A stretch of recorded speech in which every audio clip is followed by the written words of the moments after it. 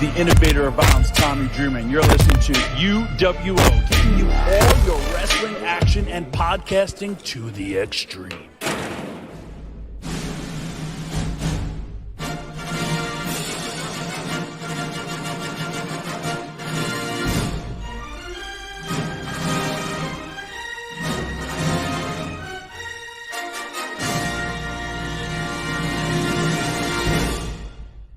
For those watching or listening here at home and all around the world, ladies and gentlemen, smarks and marks, boys and girls, whoever the absolute fuck you want to identify yourself as, we welcome you to the 4th Annual Urban World Order's UWO Awards. Sit back and enjoy, wrestling fans, because it is about to go down. Woo! That was great. That's pretty fucking festive. It is. It's pretty fucking festive. It is. We got an award. He's here. That's Eddie Ortiz. He's here. That's Bryan Lopes. Howdy ho, Winslows. I'm here. I'm Kyle Chapman. And God damn it, welcome to the 19th annual. That many? Is it? I guess. So, I'm making it official. Uh-huh. I would going into 2023. Yes. I will no longer be the angry fan. You're right. Wait, we need to do the introduction. I would now like to be known. UWO podcast. Continue. I would like to now be known as the Godfather. Because one Mr. Bird has blessed me with the honor. So I will be the Godfather. We can say it on the air, so everybody's gonna know now because you just. We can officially just make a you statement. just basically just. Well, we're not on Facebook, so it doesn't matter. Said it. Now come on, stop. Hey, baby. Said as long as I don't say it on Facebook. I mean, the Facebook crew does. Just so you know, Nakoma, this cup is full of nachos. All right, Eddie, so. What password did I use here? She stopped talking, so I guess she's about to go knock on the door and come get these nachos.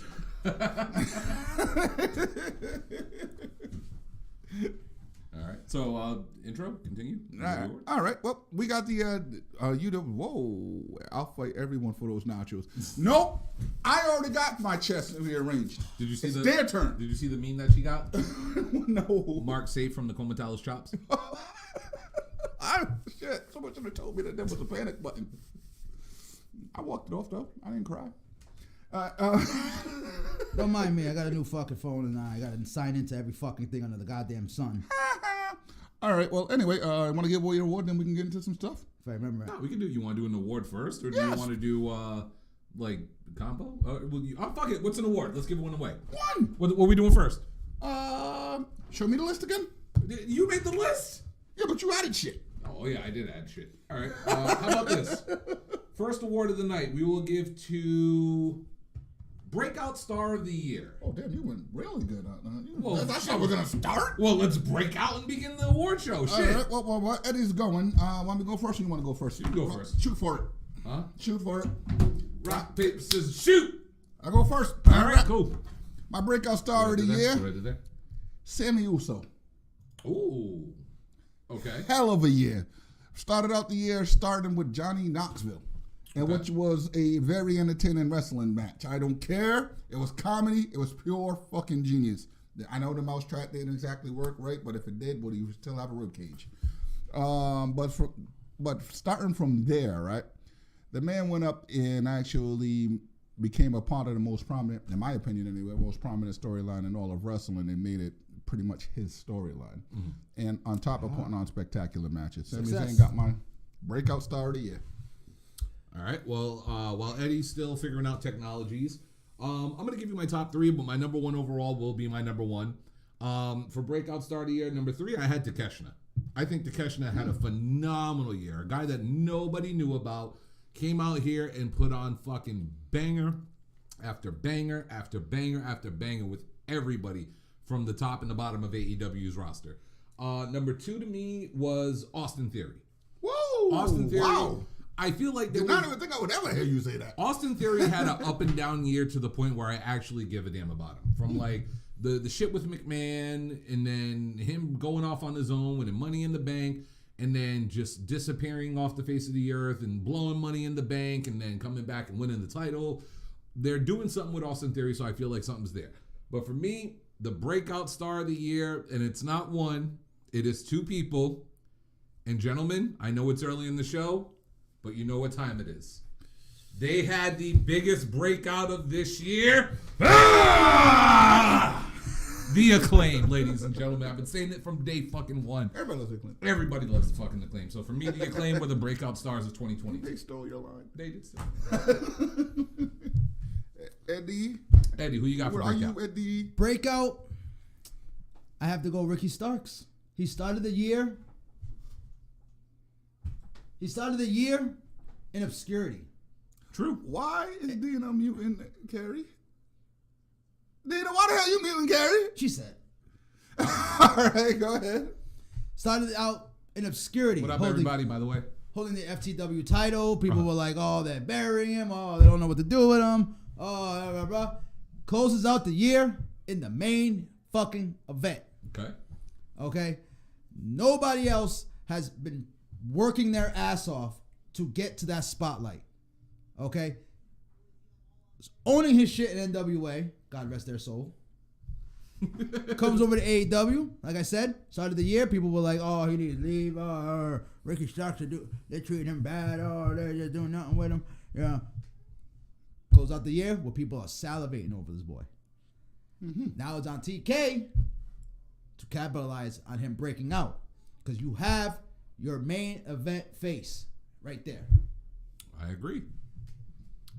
And for everybody in the chat, whoever y'all want to throw out in the chat, let us know who y'all's picks are. What up, Mr. Impact? You missed your intro, but it was phenomenal, by the way. Appreciate you. But actually, I got one more. Okay. Slid in the last minute. Action and ready. It's funny you say that, Eddie. The new Double A.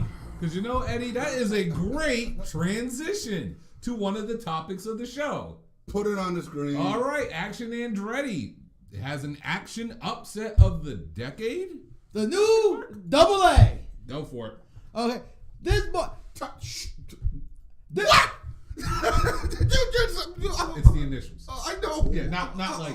Okay. That's new Double A right there. Okay, Arn Anderson has blessed him. Said, you Double A. I'm still trying to figure out why Carrie's muting. This kid. I watched this match. I said, okay, this is gonna be a quick one. I can't. One second, I'll check. I won't even have enough time to take a piss. This is gonna be a quick one. I was like, Jericho, come out here and beat this kid. He got no entrance. Mm-hmm. Okay, the crowd was cheering. Let's go, Jobber. They couldn't even say his name. They're like, let's go, Jobber. And then he has the upset of the decade. Okay, and do not tell me this boy's out here busting out split-legged moonsaults. Sit over the rope, sit down, fucking moonsaults to the outside. Fucking that Inseguri was fucking on point. This kid is not. I was questioning, is he Jericho's secret student? Is he Jericho's secret son? Because for Jericho to go out there and lay down for somebody who the crowd didn't even know was there, let's go, Jobber. Wonder when I compare this to Seth Rollins, Dominic Mysterio. He looked good with Jericho, but I got to see the man when he's actually in the ring with somebody who's not like, I don't know, goated. Hey, he came in and he said, I'm going to break out the last second. No, he's had a few matches on Dark. Apparently, from what Gabe said, because I was saying the same thing, I was like, who the fuck is this kid? Where the fuck did he... Okay, who's he related to? I said, I was like, Jericho's training people now? Jericho got students? Mm-hmm. This is prime pupil right here or something. For him to do that, it has to be somebody of special note. Apparently, Jericho just likes the kid. He's seen his work on Dark. He said, he said a few months ago, I'm going to put this kid over. And Jericho went out there like the GOAT that he is and put him over. The crowd fucking flipped. Okay, that crowd would... Have you ever seen a crowd go crazy for a jobber? Yes. Like, 1, 2, 3 kid. I'm talking about now, man. That's a whole different generation of fucking people. Okay. I'm talking about these crowds, okay? And it was fucking perfect. I was just like, what? Carrie, you been on hidden. I was like, what? Don't know why you was. Technical difficulties. Dina, I have no clue. Technical difficulties. She hit the wrong button over there. It's UWO Awards. What? She was just in here hitting buttons like, what does this button do? Oh, what did button do? And that goes down the hole. I almost did it, but I'm sorry. So she dropped you with the people's elbow. All right, Kyle, did you go? Yeah, I mean, I said what I wanted to say. The kid looked okay. He, if you're into that whole flippity dippity thing. All right. Personally, I fucking loved it. I had no idea what was going on. I did not watch Dynamite live this week. Same here. I was like, yeah. I got home, watched it. Gabe's like, keep watching. I'm like, who is this? I'm like, oh, this kid's gonna get his ass whooped. Gabe's like, keep watching. I had no clue. I heard it the next morning. I'm driving, listening to Busted Open, and they're talking about this kid in the beginning of the show. I'm like, wait, what the fuck happened? And then like he beat Jericho. I'm like, wait, who did what? What? So I came home, I watched the match, and holy shit, it was everything that everyone said it was. They went bananas for this kid. And like Eddie said, they were chanting, "Let's go, Jobber." And like the entire arena was behind a nobody. And like that turned that man into a fucking megastar. And I'm sorry to say this, that was one of the best shocking debuts I've ever fucking seen. Like it brings back, and I know people don't want to use this comparison with 1, 2, 3 Kid, but it was 1, 2, 3 Kid-esque. It was just done modernly. See, instead of getting even little Sean to no Waltman offense in acknowledged it, it. he got a lot of offense in it. Here's the thing, and he beat him clean. Which is why I wouldn't compare it to 1, 2, 3 Kid. I would compare it to Drew McIntyre. When Drew McIntyre first made his debut, he was not seen as much more than a jobber. Next thing you know, this motherfucker's the chosen one. See, I disagree. To me, if anything, it's more like Goldberg. It was like the guy was whoa. No, I'm being serious. Okay. I'm being serious. Think about the scenario. A guy standing in the ring, a star coming out. We can't really call Hugh Morris a star, but the star was coming to the ring. The one that people knew. The guy in the ring, nobody thought was going to stand a chance, and just fucking wins. Like, it was great. It was shocking. It was like when Mikey Whipwreck won the title. Nobody expected Mikey to win a belt, and Mikey won it.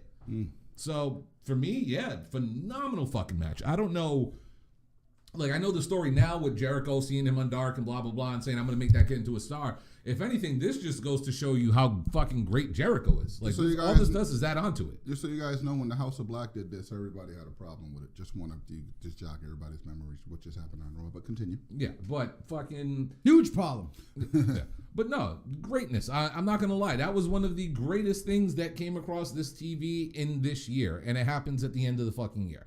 Props to that kid because he did what he was supposed to do. And like I said, nothing but props to Chris Jericho because everything this guy fucking touches turns to gold. He took a literal nobody. You guys know me. Don't know the fucking kid.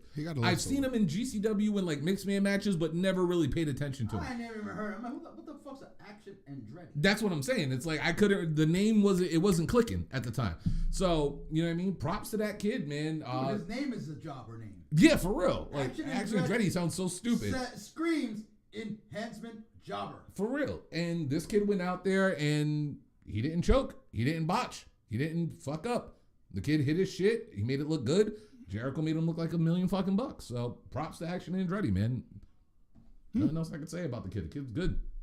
And he's as good as advertised. So. All right. So you want to give it away in the wall? Actually. Yeah, we can do another award because we only got a few topics, some real topics. But. No, should we give the award away from the one that we just briefly did, or should we just put up the nominees today? What do you mean? As far as who wins it. Who wins what? The award? For? Breakout Star of the Year? We just gave our Breakout Star of the Year award winners. But we didn't say who was the official winner. There's no official winner. Yeah, that's the point. God damn it. Each one of us have a winner. God damn it. I wanted to give one some solitary lemon. Go ahead, man. So, do you want me to do the next award? Sure, why not? All right, I'll pick the next one. All right, next one up. We will go to Best Faction of the Year. Eddie, let's start with you. I mean, can't give it to the Elite because they were gone most of some time there. Mm-hmm. I know everybody's gonna go, oh, the bloodline, and yeah, you guys can have the bloodline. It's really, meh. You know, I can easily go Blackpool Combat Club, but no, that's just too easy. They really were more of a single. They didn't really do too much as a faction. That's too easy to go there. You know, JAS. You know, the inner circle was better. I like JAS. I actually prefer JAS better. They actually made a fan out of me. But go ahead. Inner Circle, I think they were better, a better faction and everything. You know, I would have to go Lucha Bros and Pac. Death Triangle? Death Triangle. Ooh, that's actually a good. Who's had a That's a good pick. They former tag team champions. That's actually a really good pick. First All-Atlantic champion. Trios champions. Pac has been putting on bangers. Ray Phoenix and Penta always put on bangers. Ray Phoenix is obviously Monkey D. Luffy because he's made out of fucking rubber. We all saw that arm.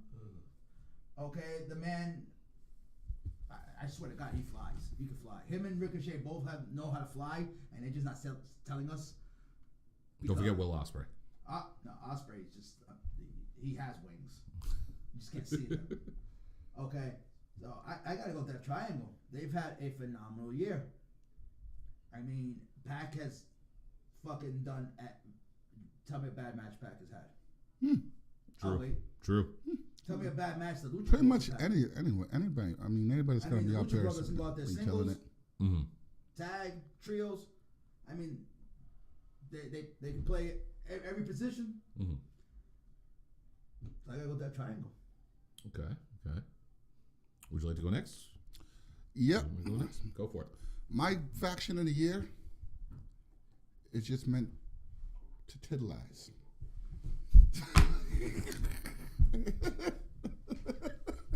Just I can't even go Bullet Club, Alex. Because Bullet Club has done nothing. Yeah.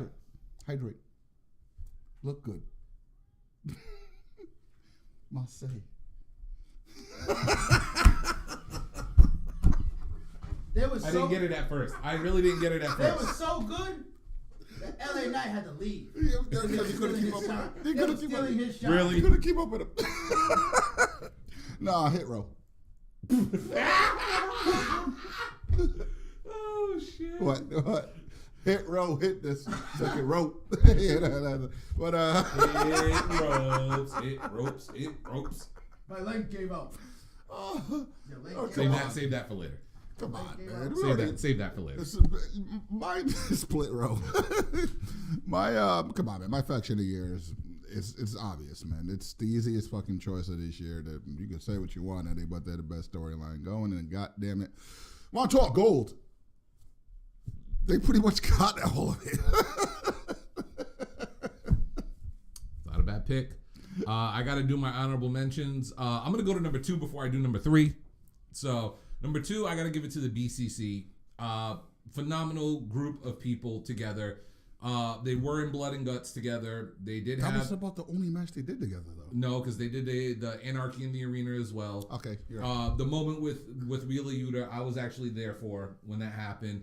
The having Regal there, having Claudio winning a world championship 2 times, having Moxley hold the title 2 times, Yuta holding the Pure title. The only one who didn't actually touch gold this year was Danielson, which was surprising to everybody.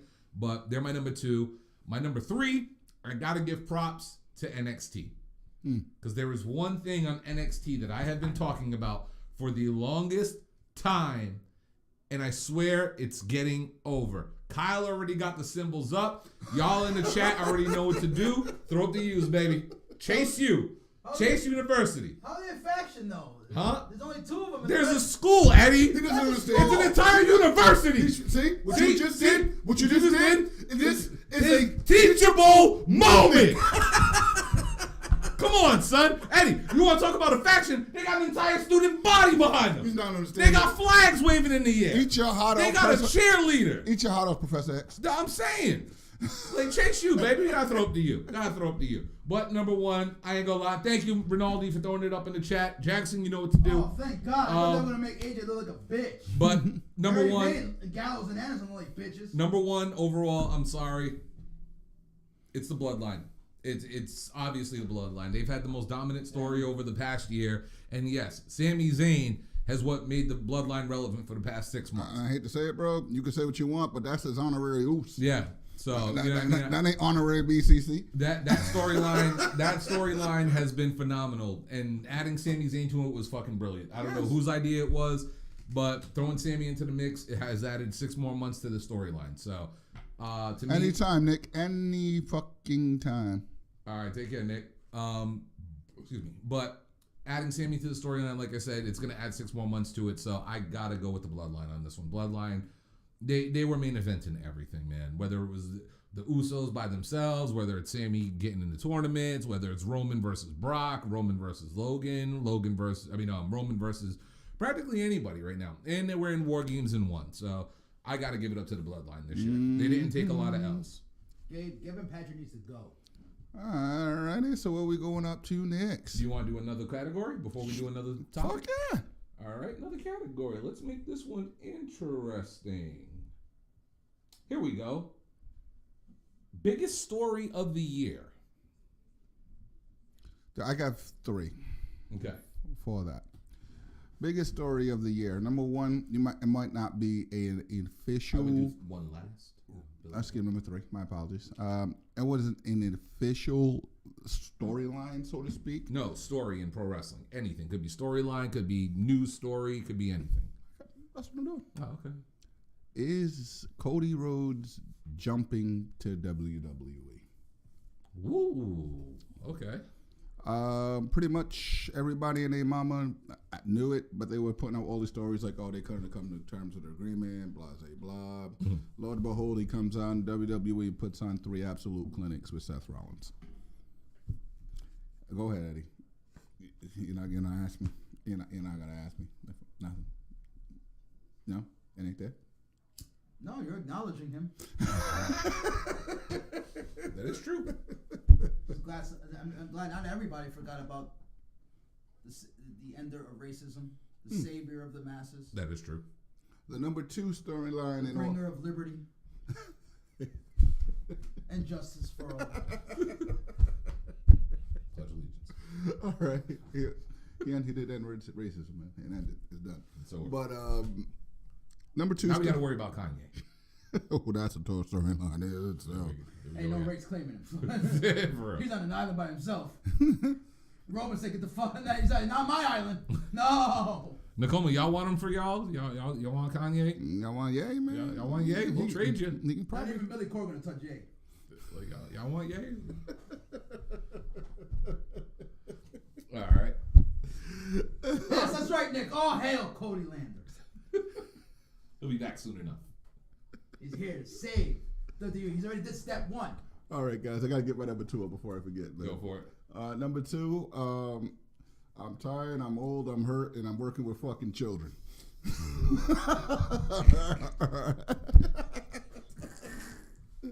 My man lives with his mama. I ain't gonna lie, that was my number 2 as well. That's my number 2 as well. He lives with his mama. Some good ass fucking cupcakes. You know what I'm saying? Mindy's Bakery. If you ever go to Chicago. Rumor has it he's still going into that fucking cupcake. Like, Nom nom nom. Number 1 storyline for me wasn't really a storyline. It was a symbol. In fact, it was a QR code. Ooh. Bray Wyatt's return to wrestling was pure fucking genius. Say what you want, what he's done since he's been there. However, I just want to know how to wrestle still.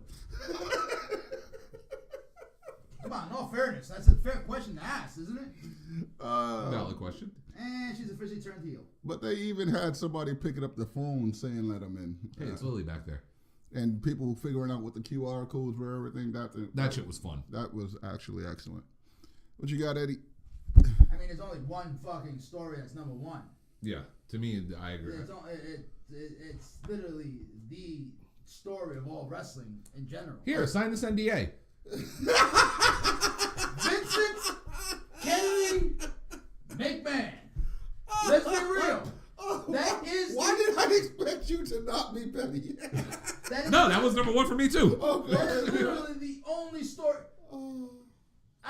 Everybody on God's green earth that watches WWE said that man is going to die in Gorilla. He is going to die at the end of a WrestleMania fucking main event. Because that man ain't leaving. He ain't never leaving. He will burn this company to the ground before he leaves. Your mic's backing up again? Is it doing it again? Yeah, it is. Hold on 1 second. Okay? There you go. You're good. So let's be real. There'll be upgrades next year. Don't worry. We all said it. We all said that he ain't going nowhere. Vince will never leave. Vince will never go anywhere. Vince ain't never stepping down. Everybody was like, oh, he needs to step down. He needs to give the reins to Triple H. And he needs to be Triple H. He needs to go. For how long? For like a good 10 years. People were calling for his exile. Okay? It got really hardcore in the last fucking like 3-4 years. Where people were outside of Titan Towers with pitchforks and torches. Okay? And he's gone. You know? If hopefully 2023 doesn't turn into 2020 and he doesn't come back, because then we'll all be back on lockdown or something. Because that means the world is coming to the end. Because if he comes walking out to that stage and says, I'm back, I am canceling all of my cable stuff. You don't want cable no more. I'm calling USA and I'm like, I don't even watch a channel anymore in existence. Oh. Okay. So, it's, you know, number 2 for me was the MJF thing. When he walked out, went home, went to Greece. I forgot about from that. what Ricky said. I forgot about that. Went to Greece and everything for a couple of months. Chilled, relaxed. That match was such a You know.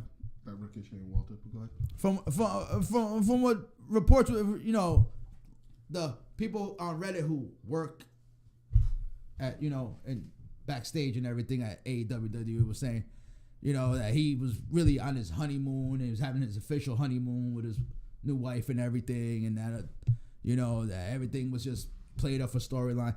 But I really think the man went home. Man was in his feels. You know, everybody was saying, oh, he's going to sit out the rest of his contract. The Tony Khan going to let him go. You know, and then a close third is, you know, All Out Brawl. The fight heard around the world. The press conference.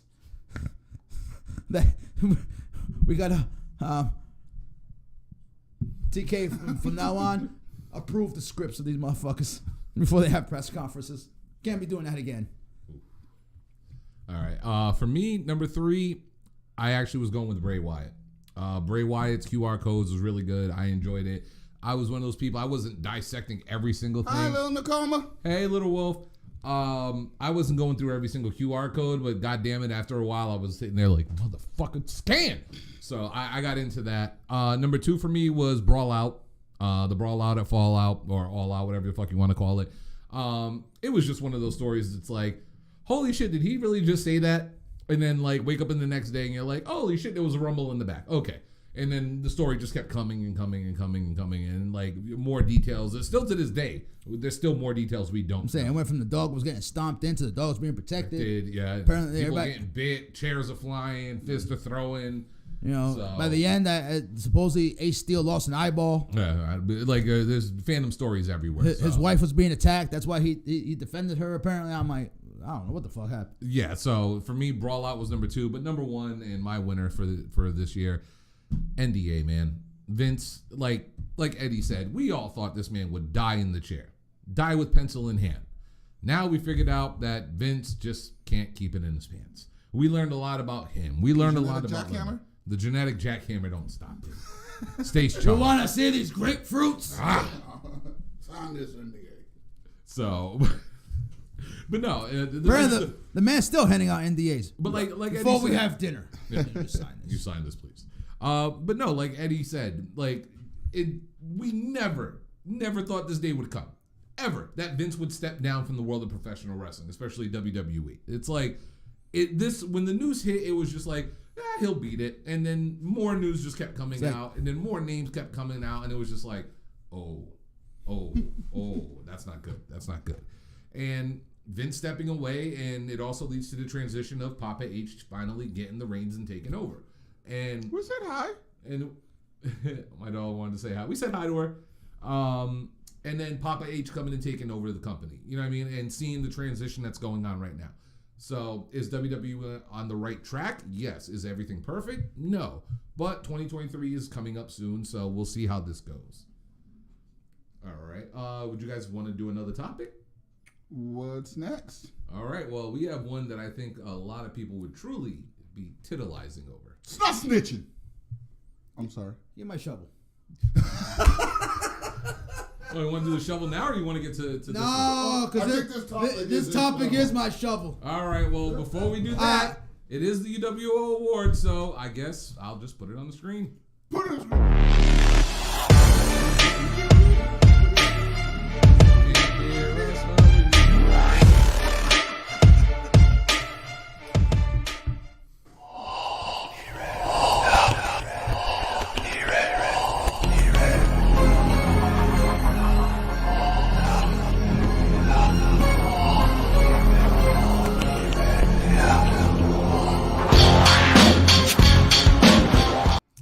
Quick disclaimer, Nicola, Little Wolf needs to go away now. Yeah, she's going to bed. Because it's about to get really, really, put it on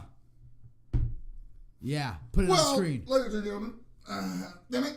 I had to put it on the screen. I had to put it on the screen right away. But Kyle, do your intro. Ladies and gentlemen, boys and girls, children, we are the UWO podcast. We are known for a few things. We are known for cracking jokes, making music, throwing tantrums, and also a little segment we like to call the burial of the week, where we're not saying that your career is over, but at this particular moment in time, you can always do better. Eddie?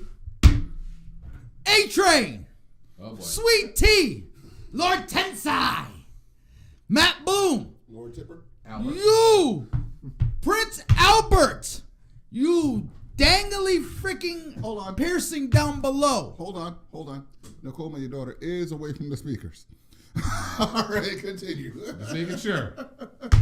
Made it just In the time, words of Riley Friedman, stop snitching. Mm-hmm. You rat bastard. First of all, Good night, Lil Wolf. what are you surfing on the internet? We know what you be doing at your private time, okay? Because you outed yourself. You on these special websites signing up for subscriptions to see shit. But nah, you gotta get all up in your feels and you gotta go running to Uncle Sean and snitch on Mandy. All she want to do is show her titties. All she wanted to do was make $250,000 a month. Show her titties. Okay? She wasn't hurting anybody. Okay? I've seen worse on Skinamax at 2 o'clock in the morning. That is factual.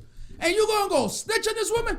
Literally, she has been out on TV wearing basically the same stuff she's wearing in these fucking pictures and stuff. Almost nothing. And you got in your... What happened? What happened? She won't give you a discount? I know what it is. I hate to say this to you, but no. We want to preface what we're about to say. We did this for y'all. For the fans of the UWO. For research. We researched. That was just research. Research purposes only. The pool video where she had her titty skinny dipping and shit. Research. All right? The shower video. Research. All right? I wasn't researching. I was peer pressured by Gabe Jackson. That's right. Peer pressure. Peer pressure. Gabe. Shame on you, Gabe. Shame. Okay, and Matt Bloom, you can get in this fucking... You are worse than Rock Heartless fucking goddamn Juice. Okay? It had to come back to Okay? Juice. Juice costs us a butt cheeks. You cost us more. Okay, now I gotta pay for it? Damn you! What happened? No, you don't. I'm not paying for it, of course. I'm speaking for the ones that do pay for Yeah, it. exactly. Okay. You are the couldn't voice of the voiceless. You couldn't keep your mouth shut. You couldn't get out of your feels. What happened? Did she say no? Did she not give you a discount? Were you upset because she didn't give you half off promo code? Couldn't get the passcode. Huh? No, he wanted the half off promo code. And she's like, no, see, Mr. Bloom, you have to pay for the whole thing. See, these assets aren't cheap. Okay? But no, you had to go running over to Sean. And then Sean had to take his one good eye and be like, well, back in my day, we never did anything like this. Play, girl. Okay? And how dare you, Sean? How dare you? You of all people. I've accepted Hunter's betrayals. I've accepted Hunter's betrayals. Okay? This man just said. That's what that man just See, said. what happened was that somebody pulled out that Prince Albert. So it don't work no more. So it don't work no more. That mental in there. Okay? Sweet tea is unsweetened tea. Okay? He's McDonald's tea? He ain't even McDonald's tea. He that cheap tea you buy at the fucking Family Dollar. And you gotta put a pound of sugar in there. Who buys unsweetened sweet tea? Who does that? The people Matt Bloom does. He ain't got no sugar in his tank. Okay? The man, Lord Tensai. Oh, you were part of a group called TNA. Exactly. Literally. You were beside one of the pioneers of TNA. Shout out to Trish. Yeah. Mm-hmm. Who ages like fine wine because she's 47 years old. Fucking God stunning. damn. Stunning. I will dig that out. Oh, man. But you, all up in your fucking fields, went running to Uncle Sean, they had to bring up the Papa H, okay? And now we gotta hear, oh, Mattel, oh, it's because of the sponsors. No. I know what this is really about. This is really about the fact that she's making all this bank, and she said no to a cut. I'm telling you. Ding, ding, ding. Whatever stories you want to give me, people are like, well, they gave her a warning, and she didn't adhere to the warning. Well, if she's making the figures that people are saying she's making, Mattel, why would I? Mattel, unless you're gonna Mattel me that you paying me $250,000, you can't. A month. You can't. A month. You can't Mattel me shit. Apparently, you're getting paid more from showing your assets than you are from putting your life on the line in the ring. Because let's be real, at any moment in time, something horrible can go wrong. We all know that. Yes. Sid Vicious. Sid Vicious. We've Yep. seen Sabu. some horrible fucking accidents. Joey Mercury. Not using anybody's death in vain, but it ain't ballet, people. Yeah. Yes, at any moment something horribly wrong can go, okay? And she's making bank, okay? And you're not even paying her close. I couldn't even believe that she wasn't even making close to what she was She's making. on NXT, bro. They're not paying the big bucks on her. But nevertheless, she signed a 5-year contract while still on the main roster. Yeah. So she signed a new 5-year contract, main They roster probably money. restructured to send her down. Yeah. But still, she just held on 400 plus days as women's champion down there. Yeah. Yep. You would think you're taking care of her a little better. Like it shows you that unless you are literally the upper crust of WWE, you're not being taken care of good. You're expendable. But you're not being taken care of good. Because we gotta understand, these guys are independent contractors. Okay? So they gotta pay for all this shit. Unless you're that upper crust, you're coming out of pocket for most of this shit. Mm-hmm. Your gear, your travel, your stay, your health insurance. God damn, I could imagine what the health insurance costs. You are a professional what? Holy shit, your premium is like way up there. Okay? Believe Crash it or not- test dummies pay less of health insurance than wrestlers. Believe it or not, It's because they get on-site repair. I'll explain it after the tip, but it's not as bad as you think it is.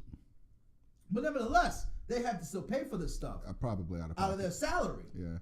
Okay, and then you got to rely on some merchandise sales and stuff. When you can go online, hell, you can sell feet pics and make a fucking living. She did. Feet, legs that they attach to, the kneecaps. You want the titties. You want. Don't forget the hip bone. The hip bone there too. A lot of hip bone. That's a lot A of little hip bit of bone. pie action, some yams. Not the full pie yet, but research-wise. What are you doing with your barrier? Man, she shaves it. I mean, we can keep this one going because I got a lot to say about Mandy She too. keeps the shit down a nice little line. Because there's Crispy. I'm talking about her hairline. It's crispy. there is an I'm talking about her hairline. There's an elephant in the room and it's gonna get bad. Oh no! I got stuff to say about Mandy Go too, ahead, bro. because Here's your shovel. Oh, thank you. Well, no, this isn't really a burial for me, but I just want to add on because Yes, they should have SAG awards. They should have SAG cards. Yes, they should. Because And they are actors. yeah, Screen Actors Guild. They legitimately should be a part of it. The only problem Especially is, with WWE because they're sports entertainers. but you know what the key word is. Entertainers. But you know what the problem is when it comes to the SAG Awards. You got to be a part of what? Unions. Yeah. And I know you can speak towards that, which I know you. Fuck a union. Okay, well there you go. That's all you need to know. I don't know who's worse at blocking units, WWE or Amazon. But I'm sorry, like to me, I look at it, it's a 50-50 split, right? It's like, all right, WWE did invest a lot of time in Mandy Rose, but let's be honest, like, was Mandy ever supposed to be a megastar? Like, to me personally, and I was gonna say this before all the firing shit happened, and right after she dropped the belt, Mandy and Toxic Attraction needed to be called up because there was nothing left for them to do in NXT. And honestly, I was gonna say this to y'all when we started getting there. Mandy was gonna be my surprise pick to win the Rumble because I can see Toxic Attraction, helping her along the way. and keeping that exact same gimmick going. Because let's be honest, what was the number one reason, aside from Nikita, to watch NXT? It was Toxic Attraction. It sure as hell wasn't Braun Breaker. I mean, I don't. Melo's number 2. Melo don't miss, baby. Melo don't miss, but he's number 2. All right. All right. Melo ain't walking around with yams. Yeah, he ain't got yams on. You mean you don't watch for Grayson Waller? Huh? Grayson Waller. Who? The next big thing. No, man, I watch for the U, baby. I watch for the U. We all know that. Brian those are used up every week.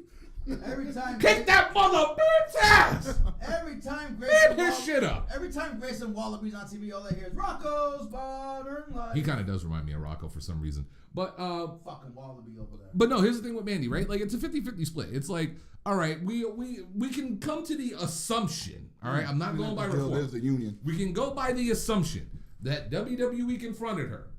She said, I'm making this much. So if you really want me to stop, Match it or exceed it. match it or exceed it. They probably said no. So Only B-Rob watches for Waller. Go ahead. shout out to I B-Rob. mean, and doing the math, it's like $3 to $4 million a year Yeah, practically. that they would have to pay her. Yeah. To match that. And they ain't gonna do it. Oh. So WWE probably said, all right, well, we're gonna take the belt off you and we're gonna give you your release. Mandy probably said, all right, cool. I'm making this money anyway. And with all due respect, like Don Callis said, the smartest move he ever made as a professional wrestler is to no longer wrestle. And it could be that for Mandy. Now, there's supposedly a 30-day clause that she has 30 days to do whatever the hell she wants.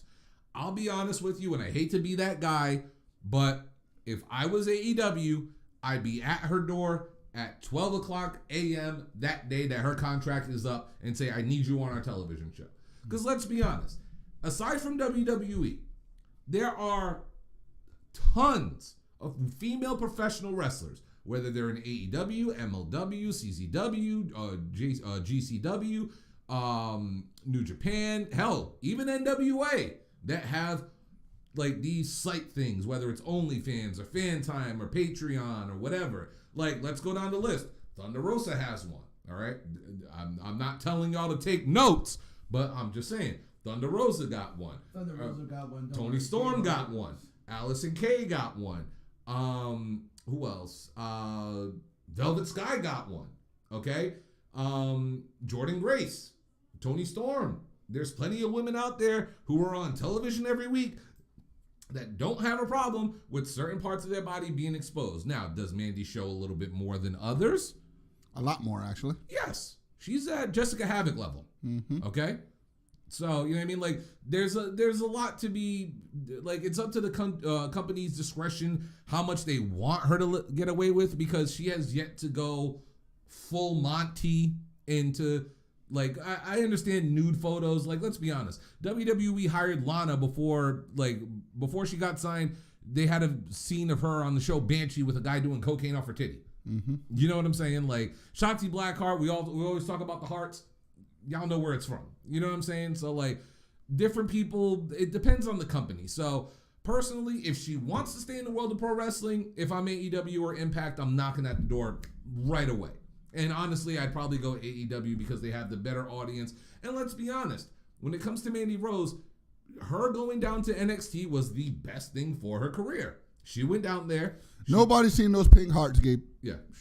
But no, like, she went down there. She got a lot of training with some of the best trainers in the world. She got redevelopment. She already has TV time. She would fit in perfectly in AEW. Her, and like, I'm not saying that she's a great wrestler, but let's be honest, the women's division in AEW isn't truly about great wrestling. There are a couple standouts up top, and then there's everybody else. So would she fit on there? Hell yeah. Especially the fact that she can now promote the sexiness that WWE was promoting, but maybe go a little bit more. And let's be honest, on NXT, she was doing a lot. She was showing a lot. So who knows? Maybe AEW would be the move for her if she decides to come back to pro wrestling anyway. Or like Eddie said, you're going to have to pay me $3 million. You know what I mean? So it is what it is.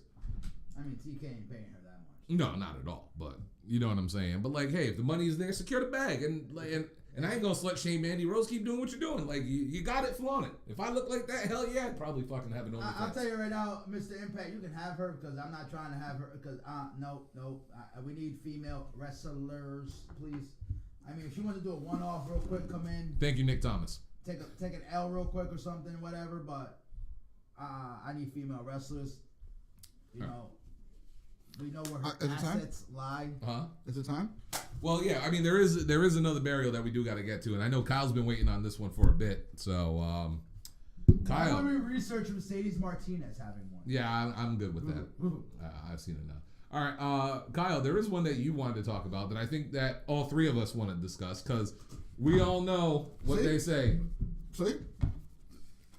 Hit row. Put it on the damn screen. Top flopper be flopping, baby. See? Oh. See? You can clear the top one.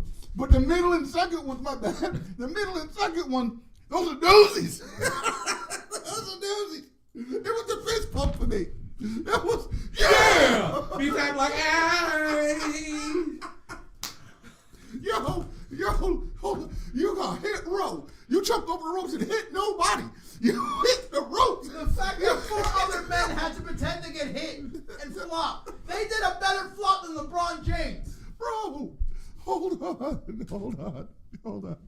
How the fuck do you clear the top rope and then hit the middle and bottom rope? Like, how do you defy the laws of gravity and fuck yourself up in between? He looked like Enzo when Enzo got the ring. Yeah, but he went under the ropes or tried to. Oh my, bro, he stuck the landing. Did he though? Did he? He also stuck the rope. Hit ropes, clip toes. The middle ropes and bottom ropes are really, I'm sorry, no, they are really undefeated. If I was TK, the first thing I'd do when Keith Lee has a match is I personally couldn't put it like that. I would just. Samoa Joe, show him how it's done. Keith Lee, show him how it's done. I see me. And I feel you. And I feel that is respectable. Not every woman is going to put their body. Not everybody got to do that. Not for 100% agree. Not everyone's built for that. However, not everybody is also built to jump over the fucking.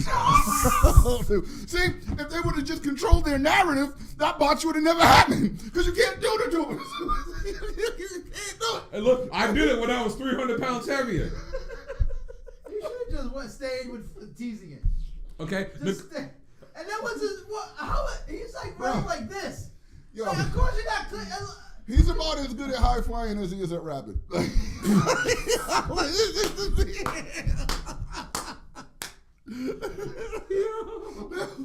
Dude, holy shit. You want to talk about, that's the new Janetti.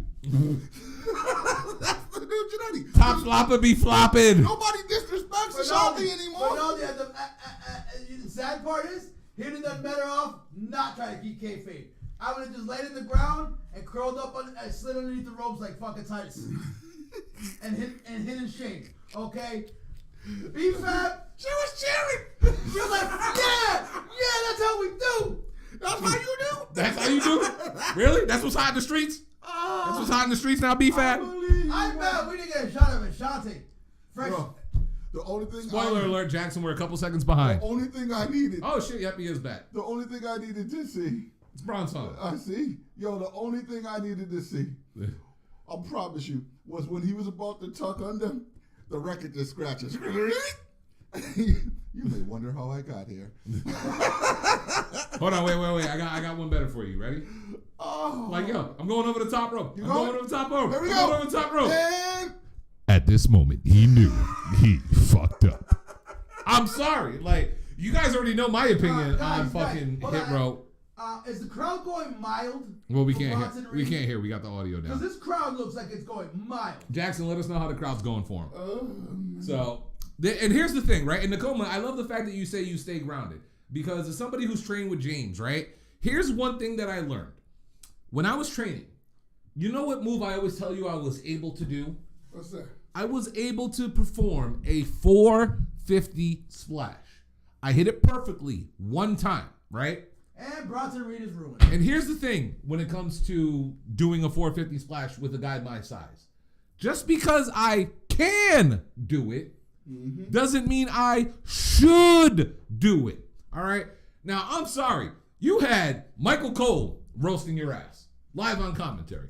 You had your own boy, Mark Henry, roasting your ass on Busted Open. You had David LaGreca roasting your ass on Busted Open. And I'm sorry. I know there's a group of people on the internet who are sensitive and say, oh, we got to feel bad for every wrestler. We're supposed to care, blah, blah, blah. Yes, we treat y'all like human beings. Like, like the homegirl Nakoma, right? Nothing but love for her. But at the same time, she is a human being. Mm-hmm. She has a real name. She has a real family. She's a real person. When she is not performing, she is who she is. Exactly. If I see you on the street, I'll say hello, Nakoma, and keep it moving. And I will address you as Nakoma because I know you as Nakoma. All right. Now, at the same time, all the TikTok roasted them. When it comes to social media, you don't need to put yourself out there like that. Like, this has always been my issue. And y'all, for those of you who listen to the show, you know the situation that occurred with me and Top Dollar at 7 o'clock in the morning on a Sunday.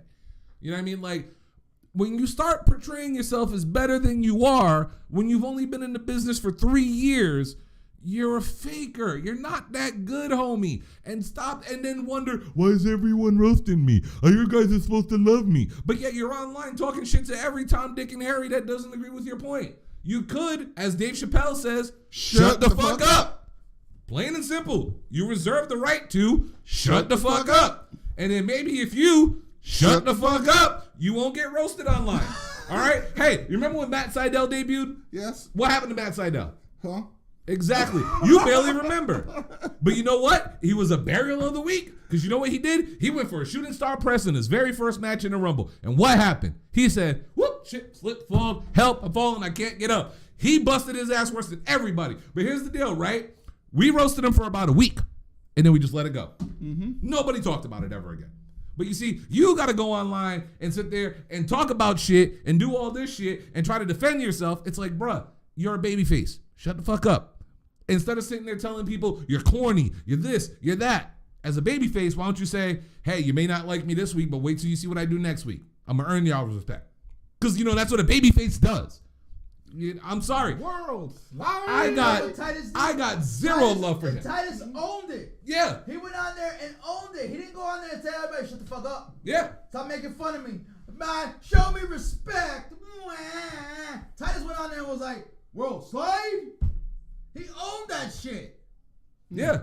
He owned it. And I'm sorry, like, eventually, especially as a baby face in the company, you kind of want to earn your fans. You don't want to push them away. But let's be honest, when he went for that flop, and here's the thing, there's a TikTok out there with a third row video of Jeff Jarrett's going to complain about that, by the way. I'm just going to throw that out there, solo using the guitar. But Elias, welcome back to being Elias. Now you're still doing nothing. Congratulations. But your mic's off again, Eddie. All right, I got you, Eddie. But when it comes to I got zero fucking I give zero fucks for the dude. And I blame Juice and Matt Bloom for the shit.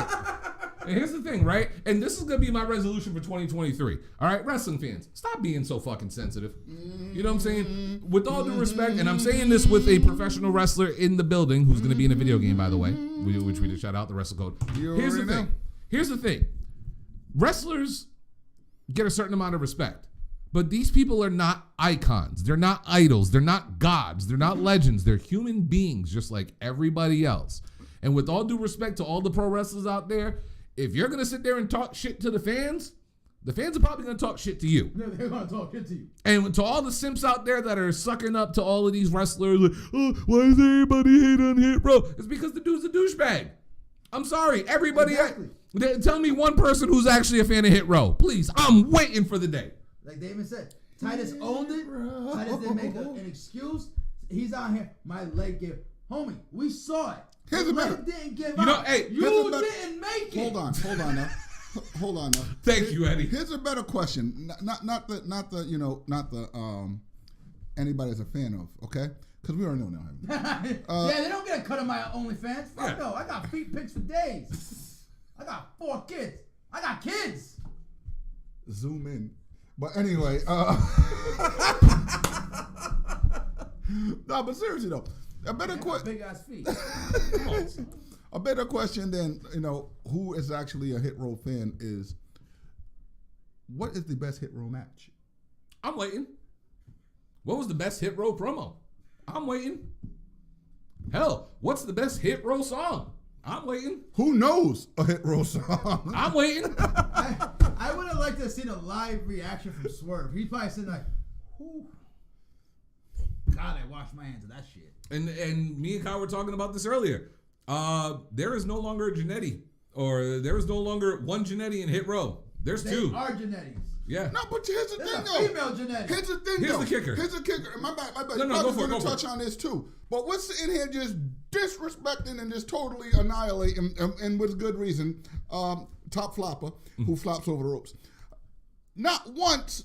And by the way, B-Fab for cheering and thinking that she belonged in the ring again. She's another one we roast on a regular basis. Notice that we don't roast Ashanti. None of us. Exactly. I haven't roasted Ashanti. Yeah, but I how can't long? respect a man that's called Ashanti. That's it. That's it. That's it. That's it. That's He's it. not on That's social all I media need. cursing out fans, all I need. blocking them, being Yeah. sensitive as hell. He's actually that's all I working need. on his craft. It's Yeah. weird. That's all I need. He's though. the only one who's weird. actually worth If you it. want to call him Adonis, Only one. if you want to call him Adonis or something else, but my problem is I can't respect the man that got the name Ashanti. Hey, I think Nakoma wants one of your feet pics. Autograph it. Hey, it's all about the money, Eddie. Autograph it. It's gonna look like fine print. He got small hands. Just remember, dude. just think you're in a happy place. It's all about the dollar bill, y'all. But we don't roast Ashanti because he don't do shit. Exactly. He is Plays his role what's his role? to not get online and disrespect fans. So in other words, Ashanti. Hide in the back. To actually clear the ropes when you jump over it. But here's the deal, right? You know why we don't talk about Ashanti the Adonis? Because he shuts the fuck up. I was gonna wait for you to take a drag. I'm sorry. It's man. okay. Yeah, I was bad told timing. you, Bad I told timing. Seriously, we've seen B-Fab in the ring. Blah. Okay, Top Flopper just proved us all right. Yeah.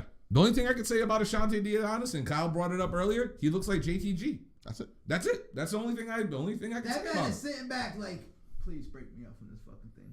Please break me up. Please, I'll go solo. Please, I'll be a jobber solo. Please, So- let me free. So Hits Row does music, right? Can I come up with a song? Do they? Go ahead. I'm running towards the ropes. You know what song I'm singing? What's it? I'm not gonna make it. No! I ain't gonna make it. I'm not gonna make it to the flow. No, too soon. Okay.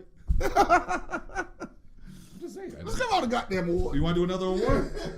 B-Fab half naked. Why? Oh, dude, trust me. It's I got not- broomsticks. That is Come one. on. That is one you definitely don't want to see. I got broomsticks at the house. Look like a bunch of spiders crawling. Looks like broomsticks. Look, B-Fab naked.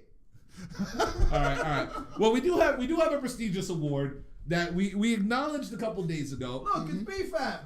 We acknowleded the other day. Mine like an iPhone. We acknowledged this gentleman the other day. iPhone's thicker. But we do have a new award this year that the UWO has not done before. It is the 2022 Jobber of the Year.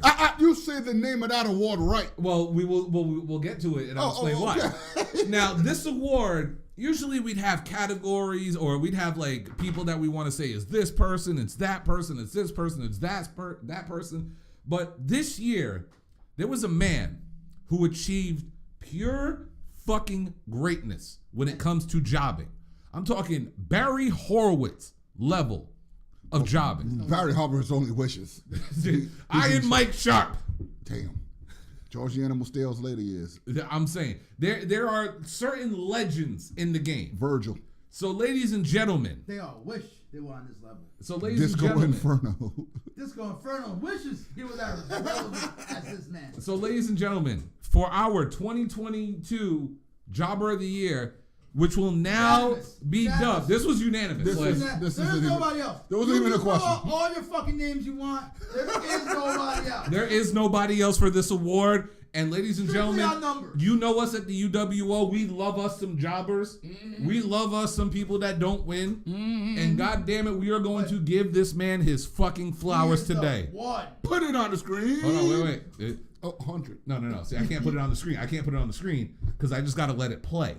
So, ladies and gentlemen, So you want it? in honor of the one, hold on, you throw a 1, I'll throw a 0, Kyle throws a 0. In honor of 100 losses, allow us to pay tribute to the great, the one, the only Serpentico. Serpentico.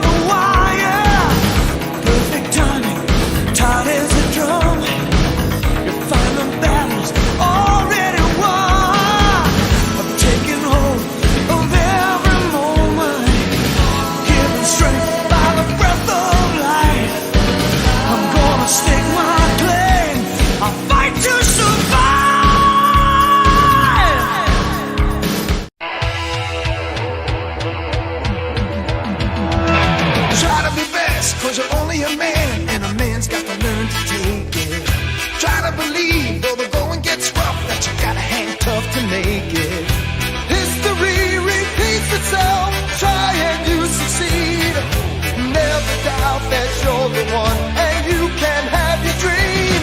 You're the best around. Nothing's gonna ever keep you down. You're the best around. And nothing's gonna ever keep you down. You're the best around. Nothing's gonna ever keep you down. You're the worst around. Everything's gonna bring you down. That montage just made me remember something. What's up? Snoop Dogg's a better high flyer than Top Dollar. I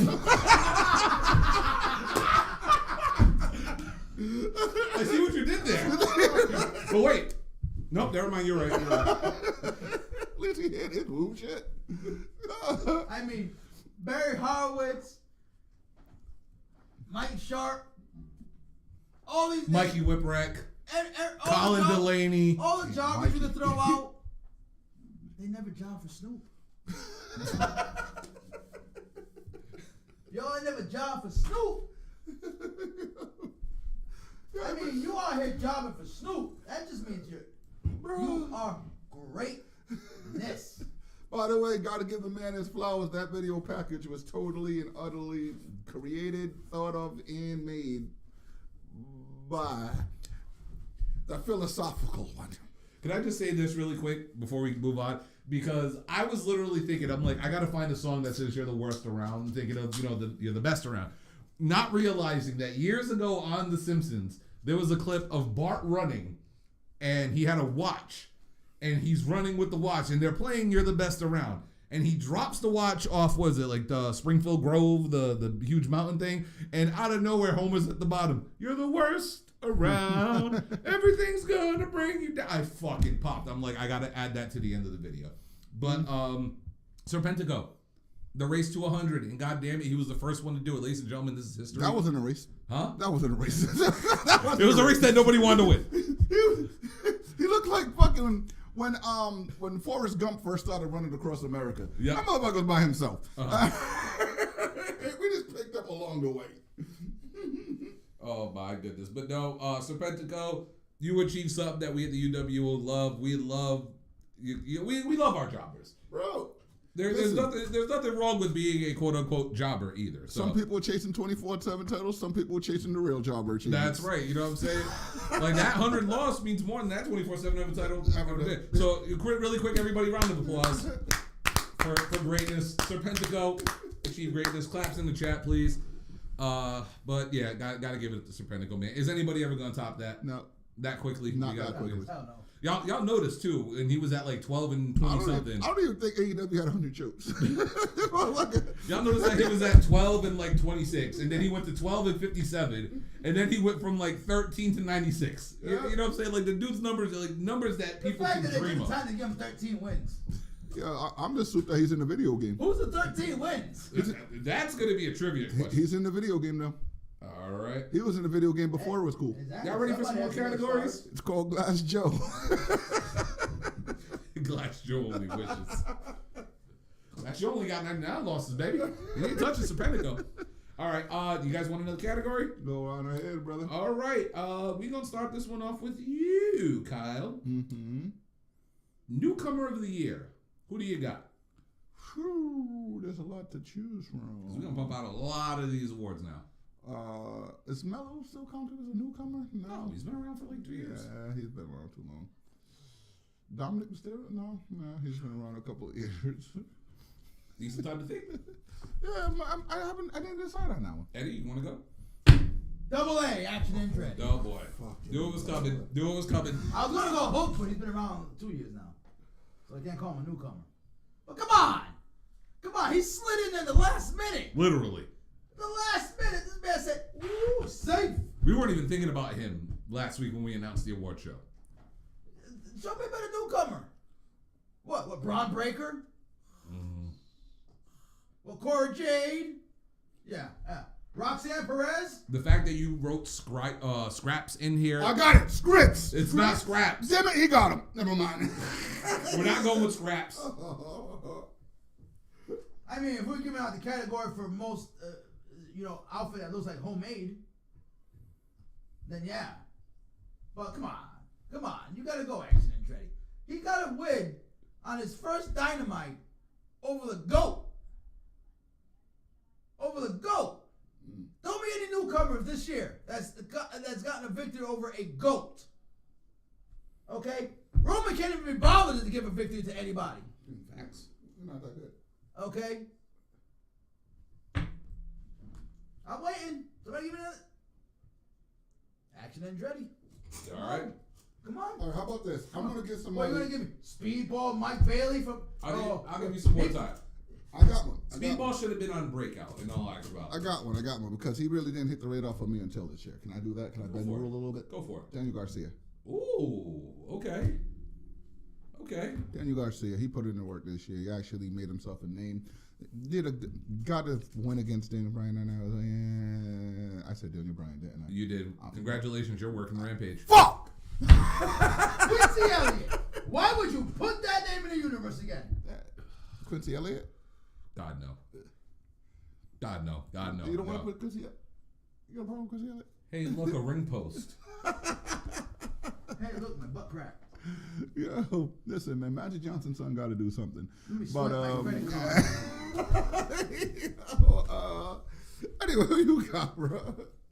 Dude had it. All right. Dude had his thumb so far up his ass, he got an itch up there, so he used the fucking ring post. You come up? All right, I'll give you my top 3 that I had for the year, and I'm not gonna lie, Action Andretti was number 2 for me on the list.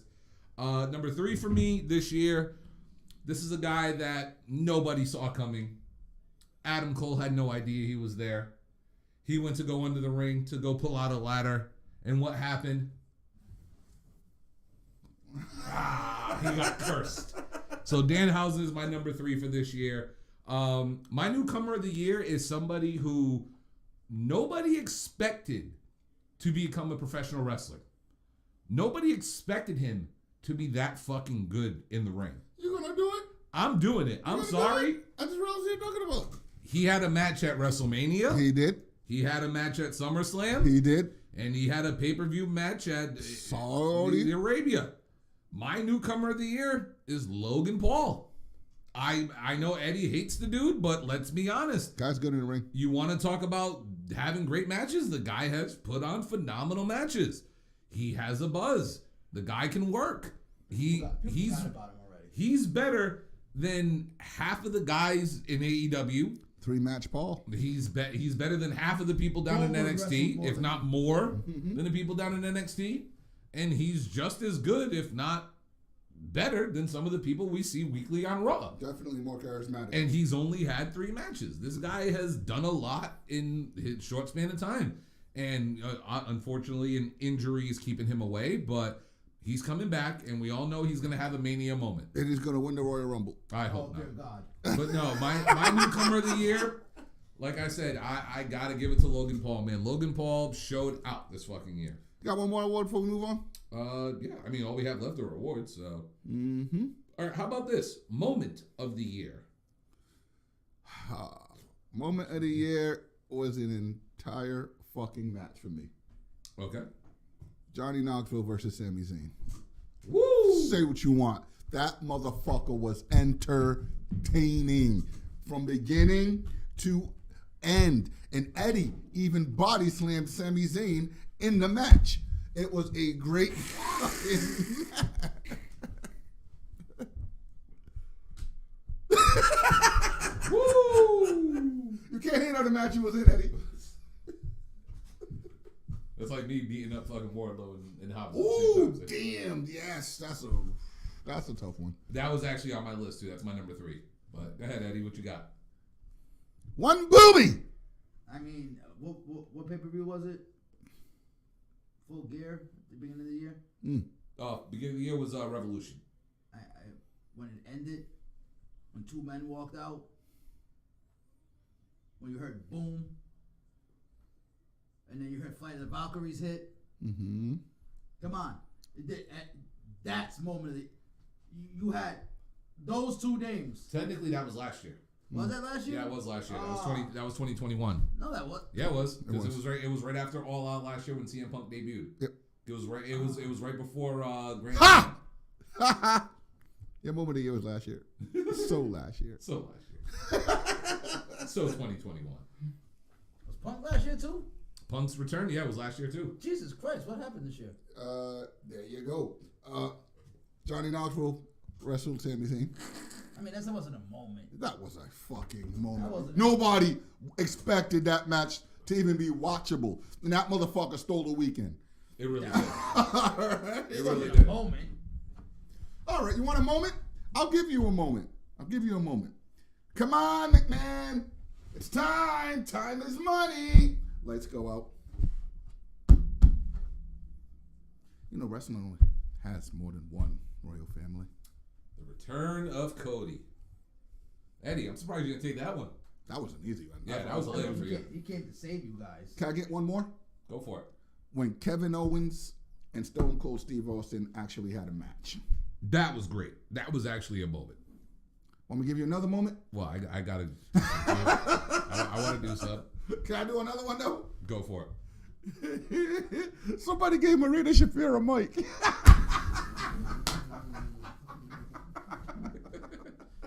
All right. Well, my number three. In all fairness, fuck you. Zoe Starks did worse. All right. For my number three moment. We learned from our mistake. It's the last time she had a mic. Zoe Starks out here cut promos still. Sound like dog shit. All right. Well, for my number three, I had the Cody boobie reveal where Cody showed us his red boobie and, worked an entire Hell in a Cell match with it. Which so, was a fire match too. Phenomenal match against this man, Seth freaking Rollins. What the say it, Kyle? What the fuck are you wearing, man? Seth Rollins is officially Literally on our wearing TV. his fucking nightgown.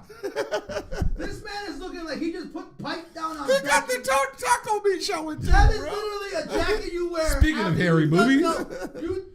That's a jacket he wore after he knew he impregnated. That was Becky. actually a cool moment too. Yeah. Brock lifting up the Okay. ring with the thing. When he knew Becky was pregnant, she's pregnant. Yeah. He walked out of his bedroom with that jacket on. All right. So number three was Cody's boobie. Number two for me, and this man was sitting right next to me when it happened.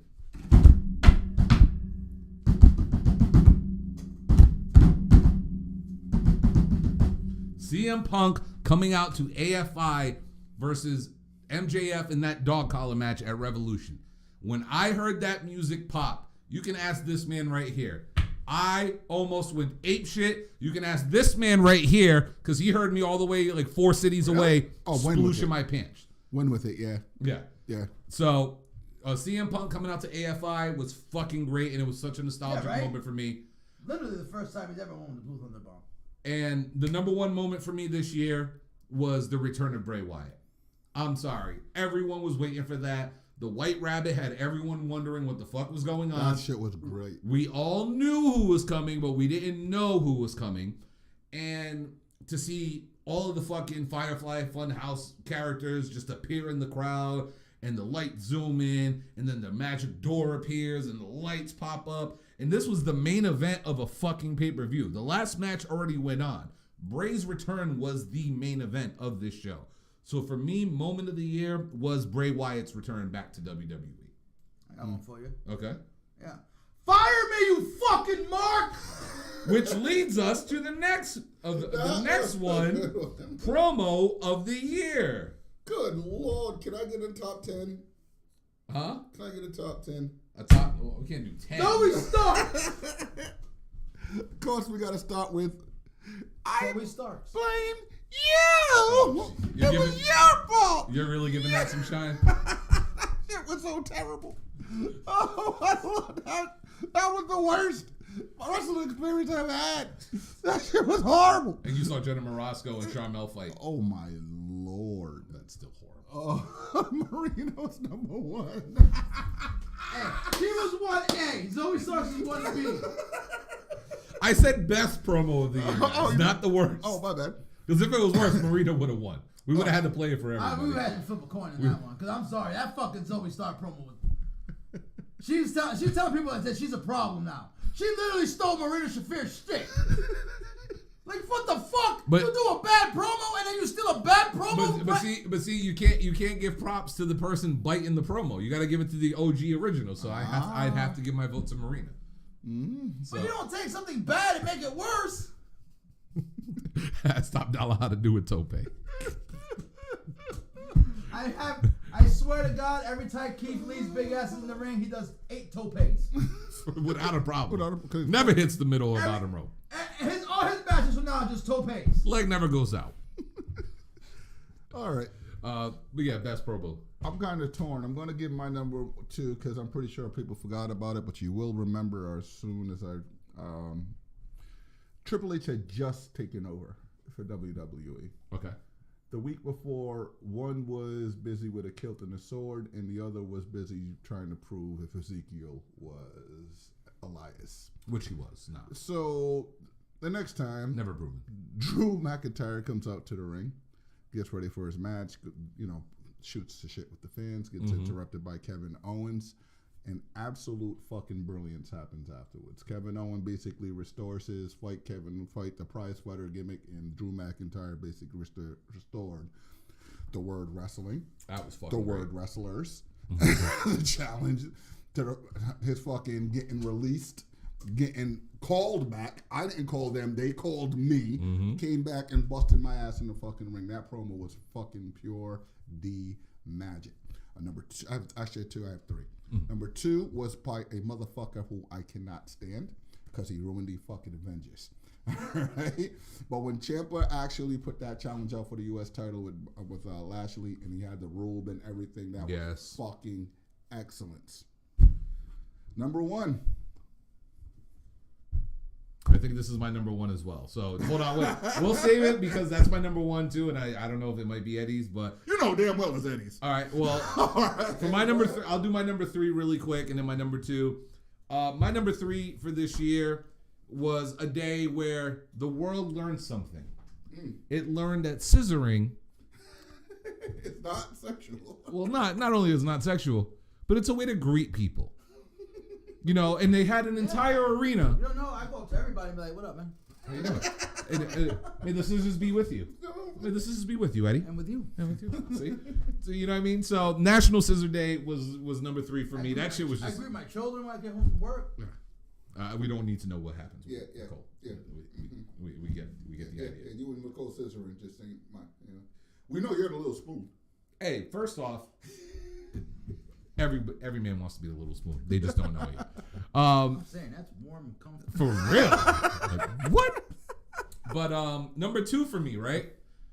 Really quick, Eddie, before you go on to your rant, just know that Kyle right now, he's not feeling too Uzi? oozy. I'm not feeling Uzi. You're not feeling oozy, Kyle? Are you okay? You sure you're good? Everybody broke character. Every motherfucker broke character when Sami Zayn busted out the word oozy. And the I don't give a damn what the Tribal Chief says. turned into a t-shirt, turned it into a meme, Oh, turned it into man. a TikTok fucking avatar thing. Like, Uzi just took over the world in the past, 4 months or 3 months. That promo, like you said, everyone fucking broke character. That Starks MJF promo was phenomenal. It was phenomenal. But for me, it was a little too late, too late, and it didn't hit as well just because we knew it was a week away. I just exactly. If I it just was think more time. Exactly. If there was more time to that promo, it probably would have been up there. But number 1 for me, and Eddie, I'll let you take it away because me and Kyle, I think, agree on this Pretty one. much. I have no idea what you guys are talking about. Which promo are you talking about? You literally started it. It was the transition to You this. literally stared the promo. Hey, Tony the Khan. MJF promo? Oh, Yes. Well, yeah, this is what happens when you give a man that's pissed off a live mic. and fucking Time Warner sitting in the front row. And he flips the fuck out. Dude. And he calls his boss a mark. Ooh. Thank you. Thank you, Riley. UWO Podcast. Sponsored by Dunkin' Donuts. No, he ain't fucked Not up. really, but... I'm got some munchkin. Okay, first off, this is a strawberry, so this is mine. Don't judge us. I love strawberry frosted Hey, donuts. what? What? What? What? What? Huh? Huh? I want a few munchkins. What? What? Huh? We are live, by the way. Hi, everybody. I know. Hi, baby. Wrong guy coming? No. Babe. Wrong guy coming? Wait. We got to do it right. We got to do it right since it's all of us. How do you Ah! bunch of fucking weirdos? Love you. Everybody throw your hey Dinas in the chat. Hey, Dana! So, go ahead, Eddie. Continue. I mean, It was a perfect work shoot promo. Mm-hmm. I mean, was it a work? Was it a shoot? We'll never know. Sometimes you gotta clear your fucking chest. Mm-hmm. Okay, but the man was out there vicious. He hit some. Woo! He hit some. Fire me, you fucking mark! That happened on live television. Yeah. Okay. Insulting New Japan while they were trying to negotiate Forbidden Door. Pretty much. All your ex WWE guys that you want to spend all your money on. My goddamn boots! I'm sorry, Max fucking owned it this year, man. I mean, you tell me a bad promo for MJF. I'll wait. Wasn't too much big on that, only because I'm familiar with that devil. This bad shit. Yeah, you do better. Really? He does better. He obviously. Really? He took the easiest thing and made it gold. Okay. The man comes out. The man can come out there and make a housefly and see a housefly and cut a promo on it, and make the housefly go kill itself. Because that's how bad he buries it. Who did he beat in a promo battle? Who? MJF. Who did he beat? Let's see. You got Tony Khan. Tony. He beat the shit out of Tony Khan. He fucked Tony Khan up. Even at the scrum. He was, We can talk about. He was just like this. I mean, the promo that he cut against Ricky before the match last week was fucking phenomenal. When Ricky was in the ring with him. That's a whole different one. That's not what I'm talking about. But he wasn't around, so you know what I'm saying. What's he going to do? Wait to cut his promo later. That was phenomenal. Him and Punk were going at it back and forth. I think Punk got him. Him and Moxley. He got mocked. He definitely got mocked. And he didn't even go for the low hanging fruit. Yeah. That is true. Yeah. He didn't even touch the wife. Nothing. He didn't even. He actually stayed. He did a promo with her and didn't even insult her. Yeah, he didn't even go for the low hanging fruit on that one. So, all right. Any other thoughts on promo? Nah, that's He beat Regal. All right, we got 5 more awards. Literally. Yeah, he did. He Literally beat Regal. All right, we got Beat him so 5 bad, more he to went go. back to E. All right, here we go. Event of the year. Who do you guys got? Because I have my 3. I loved WrestleMania this year. Mania was my number 3.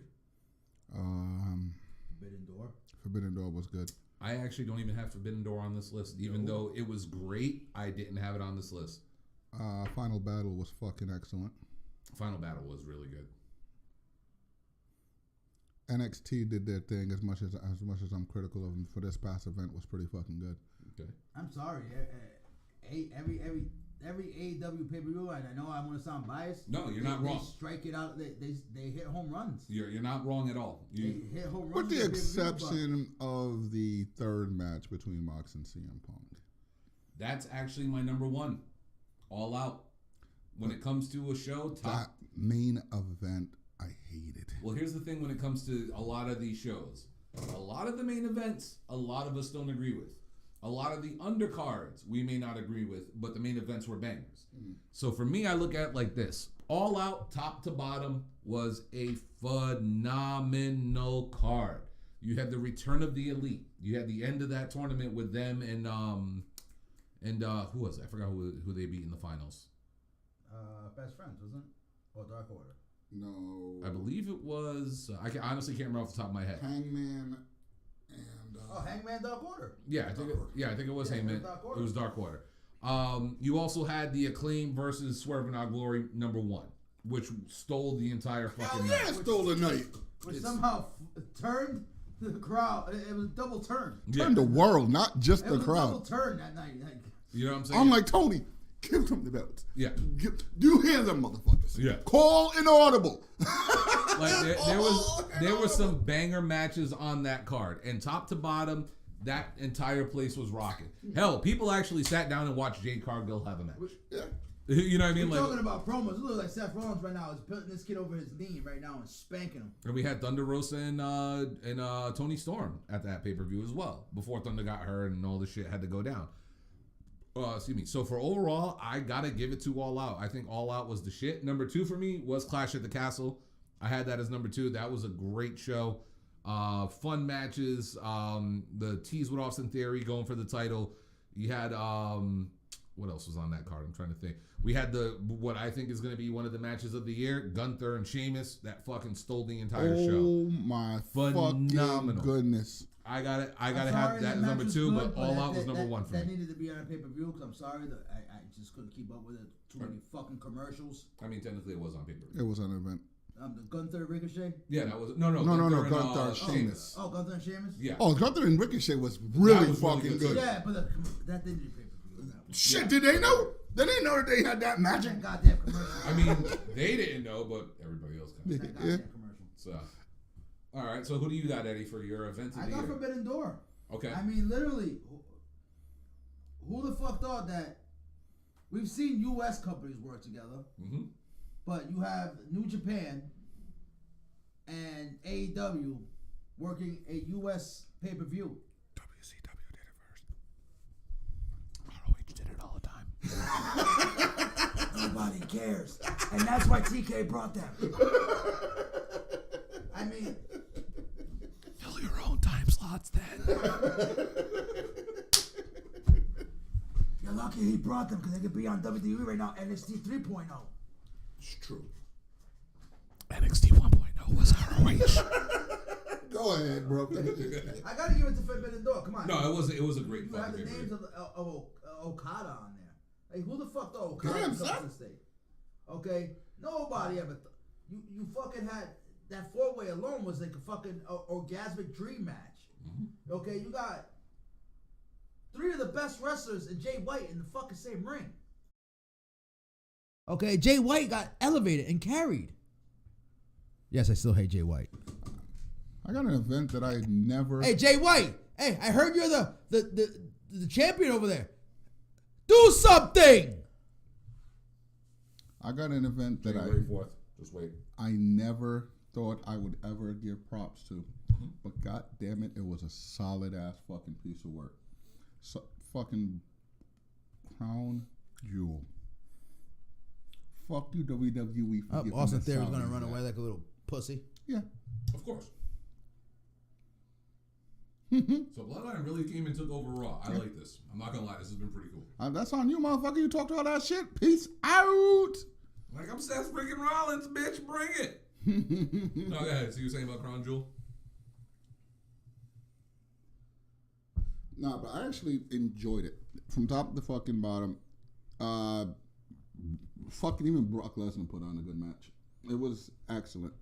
And of course, at the end of it, just like everybody else, I was on Twitter waiting for those the superstars have left Saudi Arabia with no incident. Oh, it's about fucking time. They only been beating up everybody. Well, some people they're about to get stunned. Hey, KO's back. Oh, first stunner.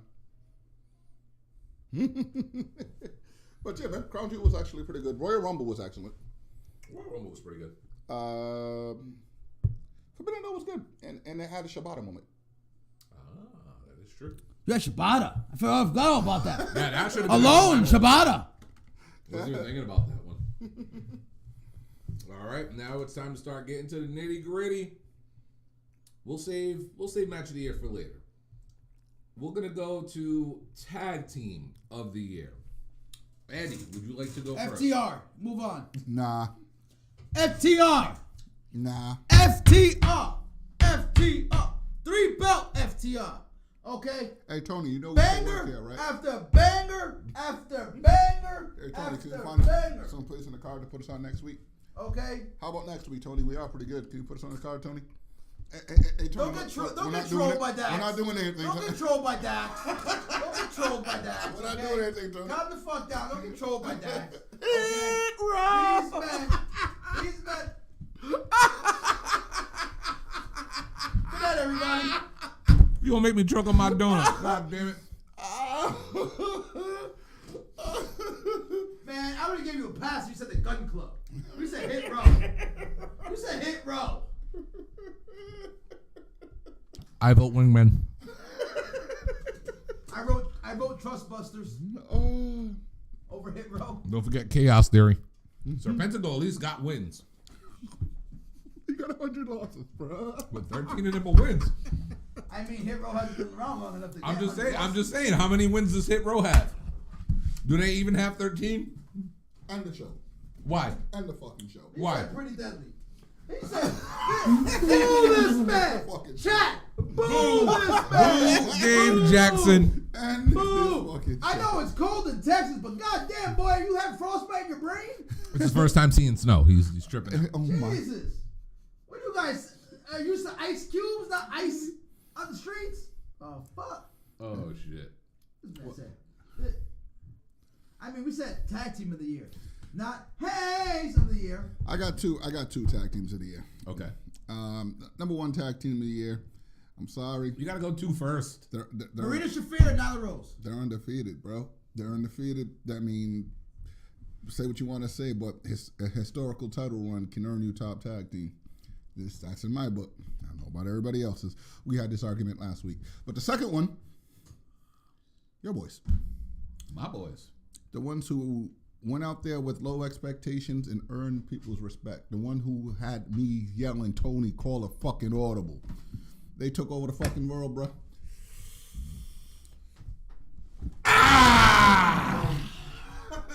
It's funny y'all say that because y'all pretty much hit 2 of my teams. But I had the Acclaim at number 3 just because it was more of a late bloom of the year compared to the first half of the year where they were running around with the gun club and Bowens was injured and shit. So I got to give them, I got them tied for number 3. I mean, the Acclaim were labeled your perennial jobbers. Yes, exactly. And look what they tag team. did. See Serpentico, there's hope. They were your tag team enhancement talent. They were. Actually, no, their record as a tag team's phenomenal. No, but when let's be real, when they came in there, Max Cassidy was doing his rap and people They were were shitting all over them. Yeah. And people were like, oh, what the fuck is this? Yeah. When did Bailey get something? Always. Go ahead, I'm sorry. But no, I have them tied for number 3 because I do have a 4th team, but I'm going to give them tie for 3rd place.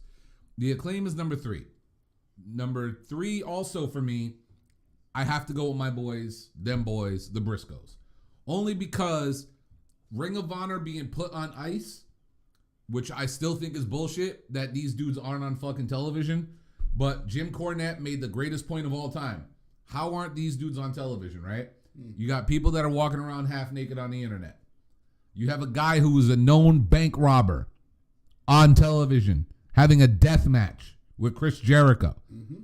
They're allowed on television, but the guy who made a tweet 12 years ago can't be on TV.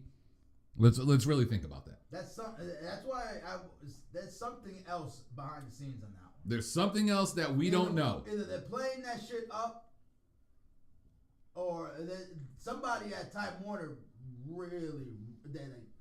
I don't know who kicked whose dog, but somebody broke into somebody's house and kicked their dog. Or as Cornette also threw out, because he was working there at the time, maybe there's a certain elite tag team that don't want them boys on the roster because they will outshine them and make damn near the entire tag division look like shit. Oh, you mean the Buck? And his brother. His brother? So, them boys around the world. Yeah, apparently Montez is part of a tag team. I'm still trying to figure out who's the tag team partner. I mean, Serpentico's part of a tag team, but we never see that other dude. You mean Luther? Who? Serpentico is a tag team. Luther. Yeah, he's a star of the show. We all know that. Luther? Yeah, Luther's the genetic. We all know that. Oh, we can agree on that. Serpentico eats all the L's, but he's still the Sean. Oh, we can definitely agree on that one. Yeah, he's still the Sean of the group. But no, my number 2 team this year, and I'm sorry, I am typecasting them, and you know my reason why, because my number 1 is the reason why. Usos are number 2. I thought you were gonna go Schism.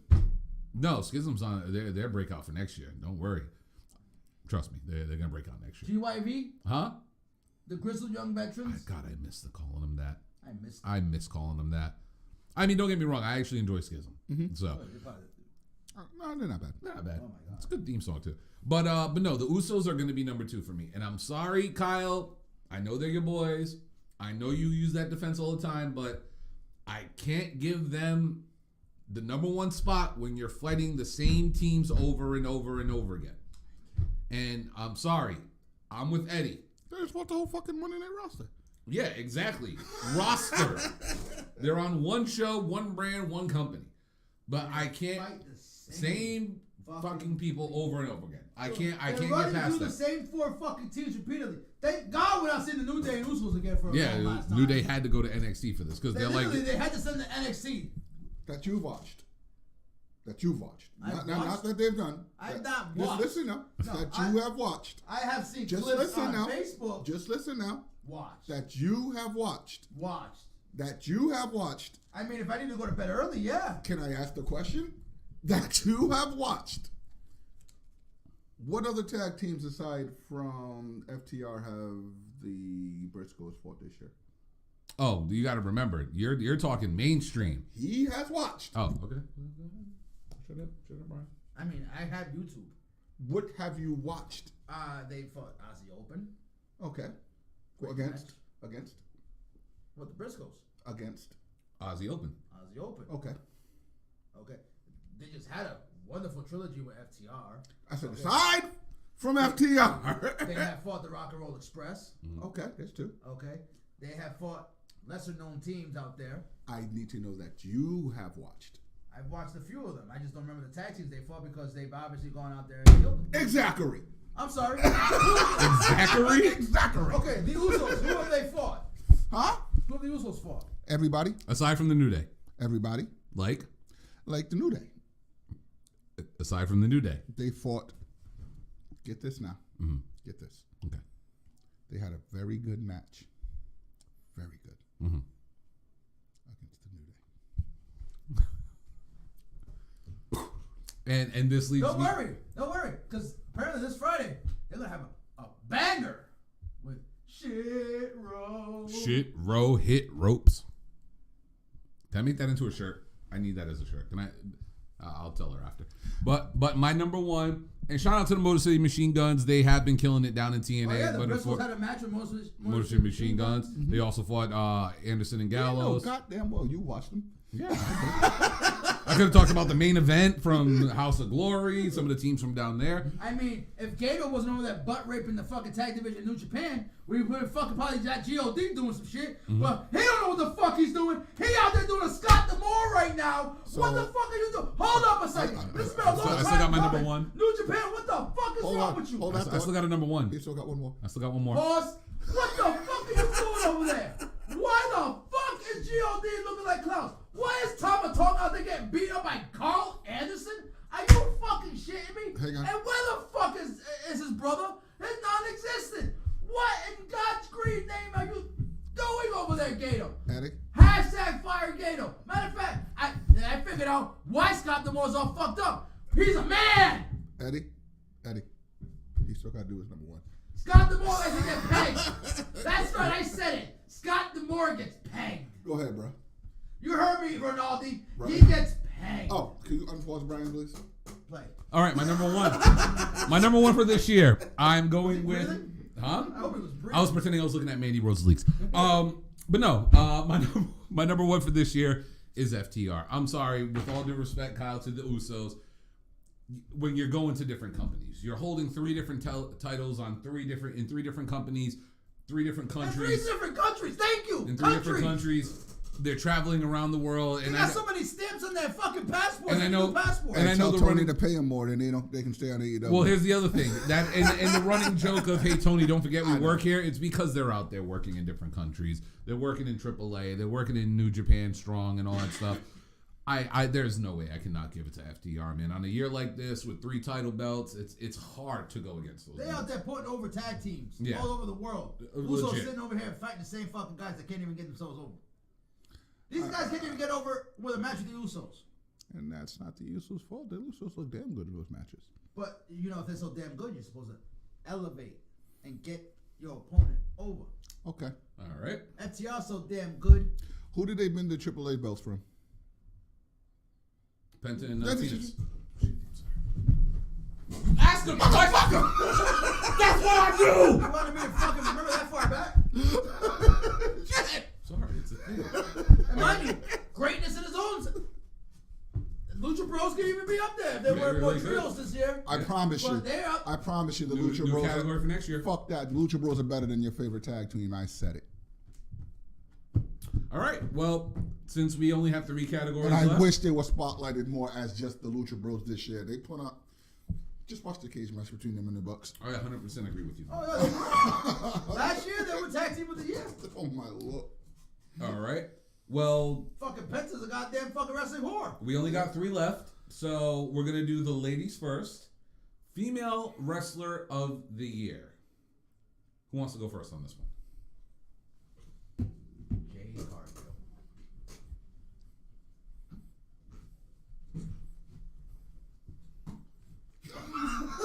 I mean, I think it's gonna be unanimous. I could have gone. I'm not gonna lie. I actually have Jade as number 2. I could have gone Really? Lash Legend. No, I'm dead serious. I actually do have Jade Cargill as number 2. Could have gone Lash Legend. Wow. So Explain. I'll explain. First off, she's on a streak. Okay. She's still undefeated. Okay. Whether the quality of her opponents are good, whether the quality of opponents are good or not, she's still undefeated. Mm-hmm. She's held the title damn near the entire year. And, yeah, pretty much.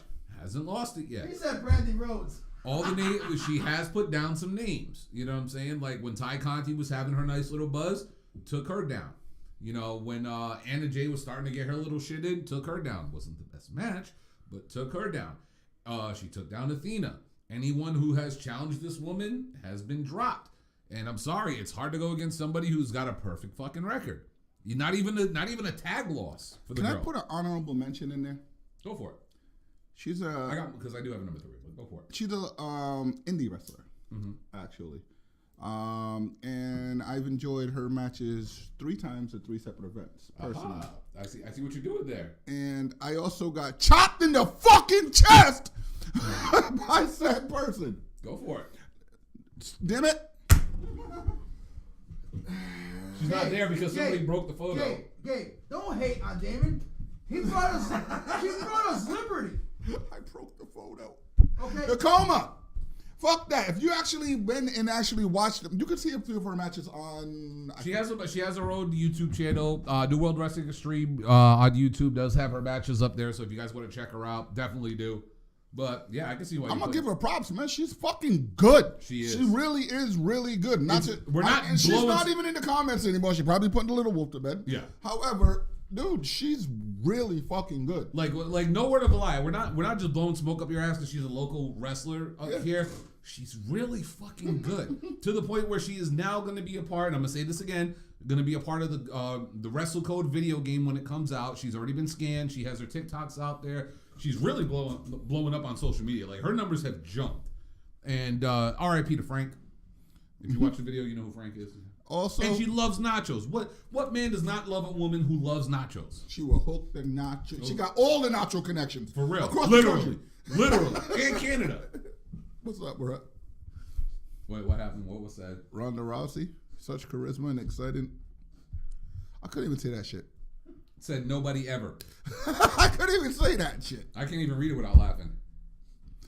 Oh my Lord. I never thought I'd see somebody put charisma and excitement with Ronda Rousey. Usually there's a comma. You know who is up and coming? You need to keep your eyes on Raquel Gonzalez. Rodriguez. This motherfucker just silenced that comment. Okay, you gotta let it go, bro. Let it go, man. Jackson, you gotta let that be. Let it be. Fuck it. I mean, it's not porn. We'll let it slide. I mean, he hit the money on Mandy Rose, man. When the incubator of liberty, you gotta give her number 1. I mean, can we give Brandy a spot based on the fact that she's not wrestling and she did us all a favor? Like, is it wrong to say that? In all fairness, she went on to do greater things. That's right. Liberty. That's right. And justice for all. Also, just because the next kid's name. Just because you show your titties don't mean that you didn't put on a few good matches. You definitely improved and you showed your titties in celebration. Mandy got to be up there too. I give props to Mandy for what she did. She showed her titties. I mean that too. I give props for her showing her titties, but that's as far as it goes. Nah, she's improved a lot, bro. Mm-hmm. She really has. Legitimately doubted NXT was the best thing that's ever happened to her.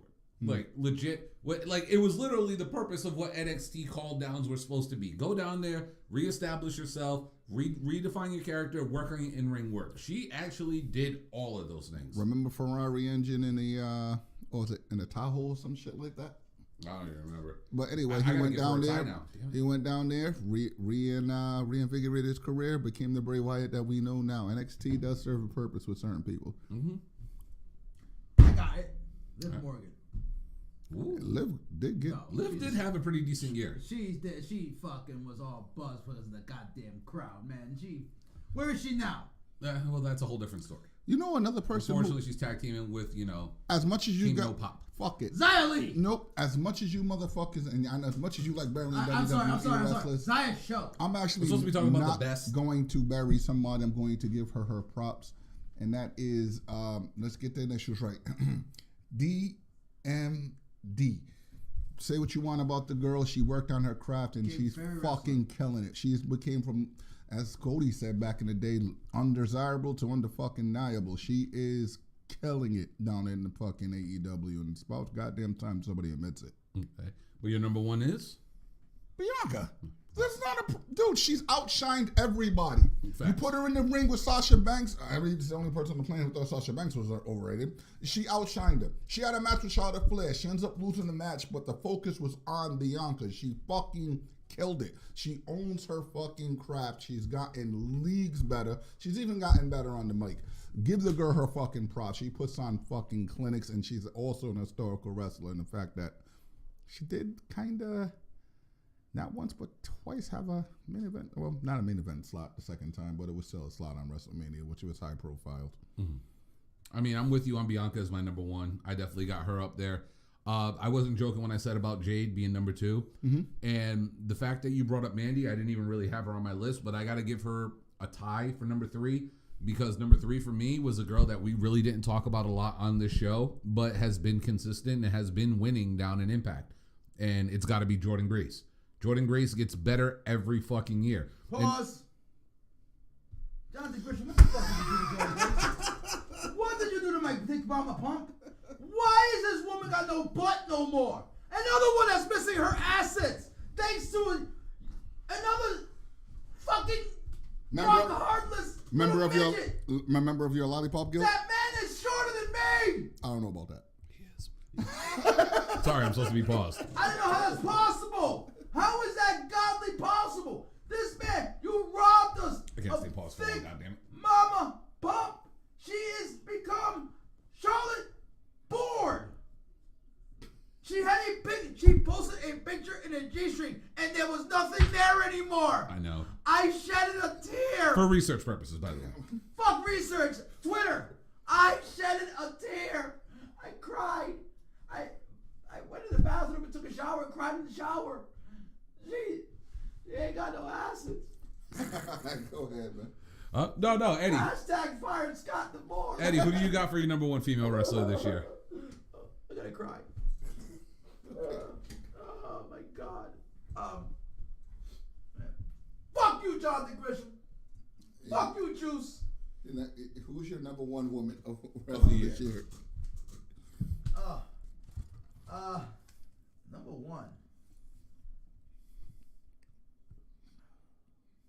Number one. Number one entertaining woman of the year has to be Britt Baker. But I'm going to go an underdog who is putting on bangers, and people are...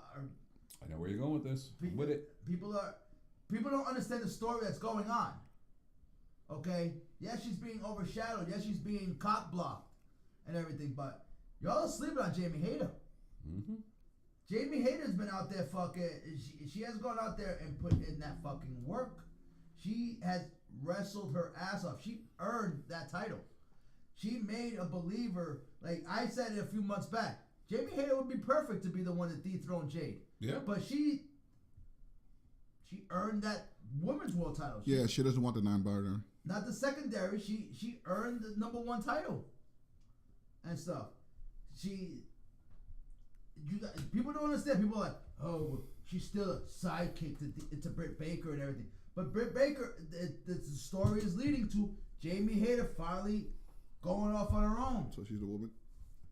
So she's like 100%? We're not doing that. Woman. It's an award show. We're not doing that. Okay. Oh, Jamie Hayter? Yeah. Oh, yes. She's 100% woman. I'll call this right now, too. Well, actually, no, I'll save it for She before we get towards the end. she's not in an 11-year relationship with Scott D'Amore.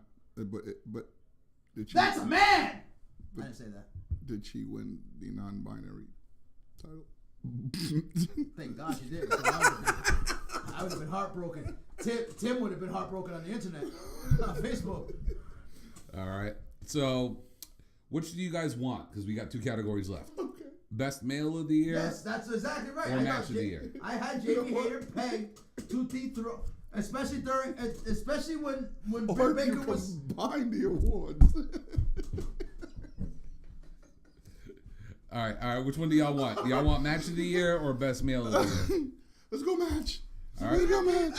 Serena Deeb, First half of the year, maybe. she was doing her thing. Same thing with Thunder Rosa. First half of the year. But what's the best ability, Kyle? Availability. Unfortunately. Ask Anthony Davis. Yeah. All right, so I'm sorry, Anthony Data Davis. All right, so Kyle wants to do match of the year. So match of the year, Kyle, go first. Fuck.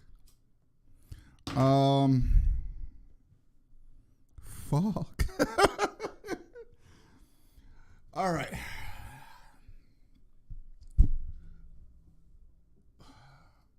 Hate to say it because you guys may have, Jericho versus Action. you know what? Fuck this. I'm just gonna go mine. Gunther, Walter, whatever you want to call him, versus Sheamus, number 3. Give that match its fucking flowers. It hit home. That motherfucker was hard.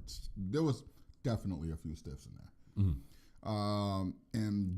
Dude, it just goes to show you just how good this dude is. He's probably one of the most not underrated but underappreciated wrestlers. Walter puts on fucking clinics with everybody. Sheamus is the workhorse Underrated of fucking as fuck. wrestling. Period. And say what you want to say about his gimmick, about his skin tone, whatever you want to say. The guy is an absolute monster in the fucking ring. Extremely, extremely underappreciated. Let's see. But however, I don't know if it was the first one or the second one. I hate the motherfucker. Can't stand that fucking dickhead. You know what? Fuck it. I'm just going to go on and say it. American Dragon versus Omega. Fire. I mean, 2 goats. Fucking. Was that this year? No, that was what I was about to say. That was last year. Why are you bringing up old shit? I just pulled a nutty. You did.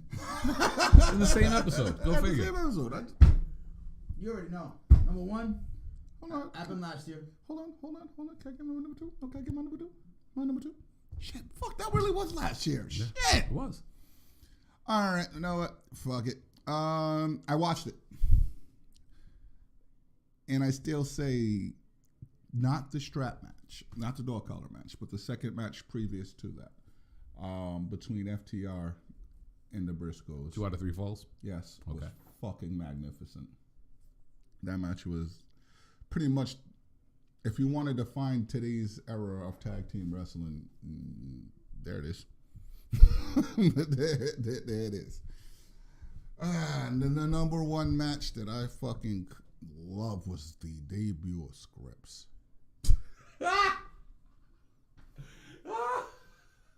Said nobody ever. That Molly go. Said nobody ever. That Molly go round he stole was awesome. Wait, we're the stoners, right? We gotta test Kyle. No, He's doing what Matt Riddle does. it was just beautiful. Damn, bro, I'm doing the nose candy. Booger sugar. No, booger sugar. White girl. I'm in love with the go-go.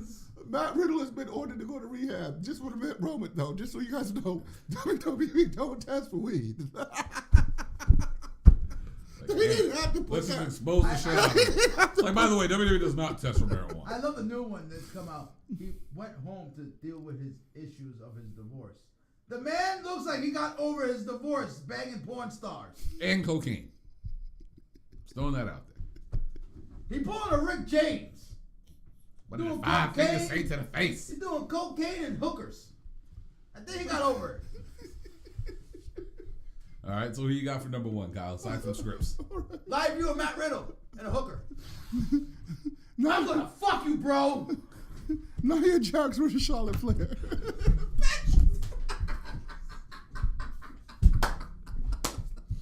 Oh, that's so wrong. I'm sorry. I'll say my number 1. Eddie, go ahead. Number 3, FTR versus Briscoes 1. Number 2, FTR versus Briscoes 2. Number 1, FTR versus the Briscoes 3. You got the wrong order on that, bro. 2 out of 3 falls was the best one. 2 out of 3. No, the dog collar match was the best one to me. That's that new car smell. That's that new car smell. All right. Well, I'm gonna go. I'm sorry. That was just a physical, bloody, just wonderful car crash. Like it's like a reel in slow motion. Just watch it over and over and over. And it was great. The whole trilogy was great. It was. For me, I gotta go number 3. I got Roman versus Brock at SummerSlam. Fire match. We don't talk about it enough, but that was one of Roman's best performances, and Brock looked like he was having fun. Yes. Plus, by the way, hold my mic. Yeah, a long time since he brought Lesnar carry somebody. It was the smoothest mic catch ever. Yeah, Brock Lesnar was carrying something. It's called the ring. He lifted that bitch like 12 feet in the air. But no, he carried Roman inside the ring. But that shit was a good match. It's not something that we could overlook or whatever. What was my number 2? Let me make sure I remember what it was. Number 2 was Gunther and Sheamus. That match, another one, phenomenal, banger after banger after banger for Sheamus. Huh? I'm sorry, Walter versus Sheamus. Versus Sheamus. That match was fucking great. I'm sorry, that was one of the best WWE matches of the year. Period. But number 1, I'm with Eddie on this one. The dog collar match was phenomenal. FTR and Briscoes had the feud of the year. That's why it's not even a category, because it was phenomenal. And the Briscoes just shown the world exactly what the fuck they do. That match was the definition of what Briscoes can show the world and how well they are as a tag team and how tough these motherfuckers are. And to quote, I hate to bring it again, Jim Cornette, I've been telling y'all about these motherfuckers for 12 years now. Y'all just finally seeing it. So I got to give it up to the Briscoes and FTR for this one. So. I really am so glad that neither one of you guys mentioned this match. Okay. We always said, put this whole fucking event away unless it makes sense. Mm-hmm. And pretty much Blood Feud makes sense. And the fact that a man literally had his pec torn off from the bone. Oh, it was a phenomenal fucking match. A 5+ star match in WWE. Yes. Against probably the greatest performer that we have. It was fucking perfect. No, it was a great match. That match gets its fucking flowers from me. Poor Cody needed pec surgery and back surgery. He beat you with one booty. One booty. And he broke his back because he made Seth Rollins. You better stop that. I ain't giving you that one. I ain't giving you that one at all. We're at the UWO podcast. Let me hit the music. That's right. That's right.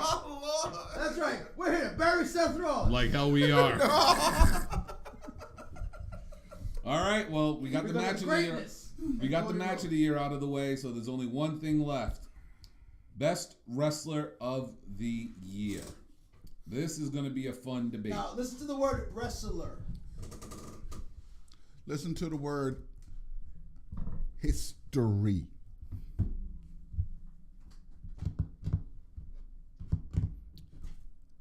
Roman 2 belts? Roman hasn't wrestled for shit. He's entertaining. He's entertaining. He's not a real wrestler. God damn it, Chris Jericho claims that he's a sports entertainer. You were just singing his praises. Now let's get to it. And he's a great wrestler. Eddie, how many times have you ran the ropes? How many times have you taken? How many times have you taken a bump? Well, that's backyard count. Well, technically it should. It's a fuck. It's a backyard. They had a whole goddamn fucking show on public access. Once you step into that rope, into those rings, and you fucking go out there and you wrestle, I'm sorry, you can be a sports entertainer, claim all you want, but when you're in the ring wrestling, you're in the ring wrestling. And not for nothing, the man has stepped his game all the way the fuck up to the point that it's a historic, pretty much best title run of my lifetime. That's number 1, just in case you guys didn't know. Okay. Roman. Eddie, who you got? Number 2.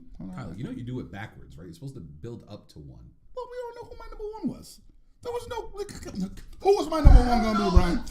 That's why you build it up. All right. And actually, number 1 is actually tied for me.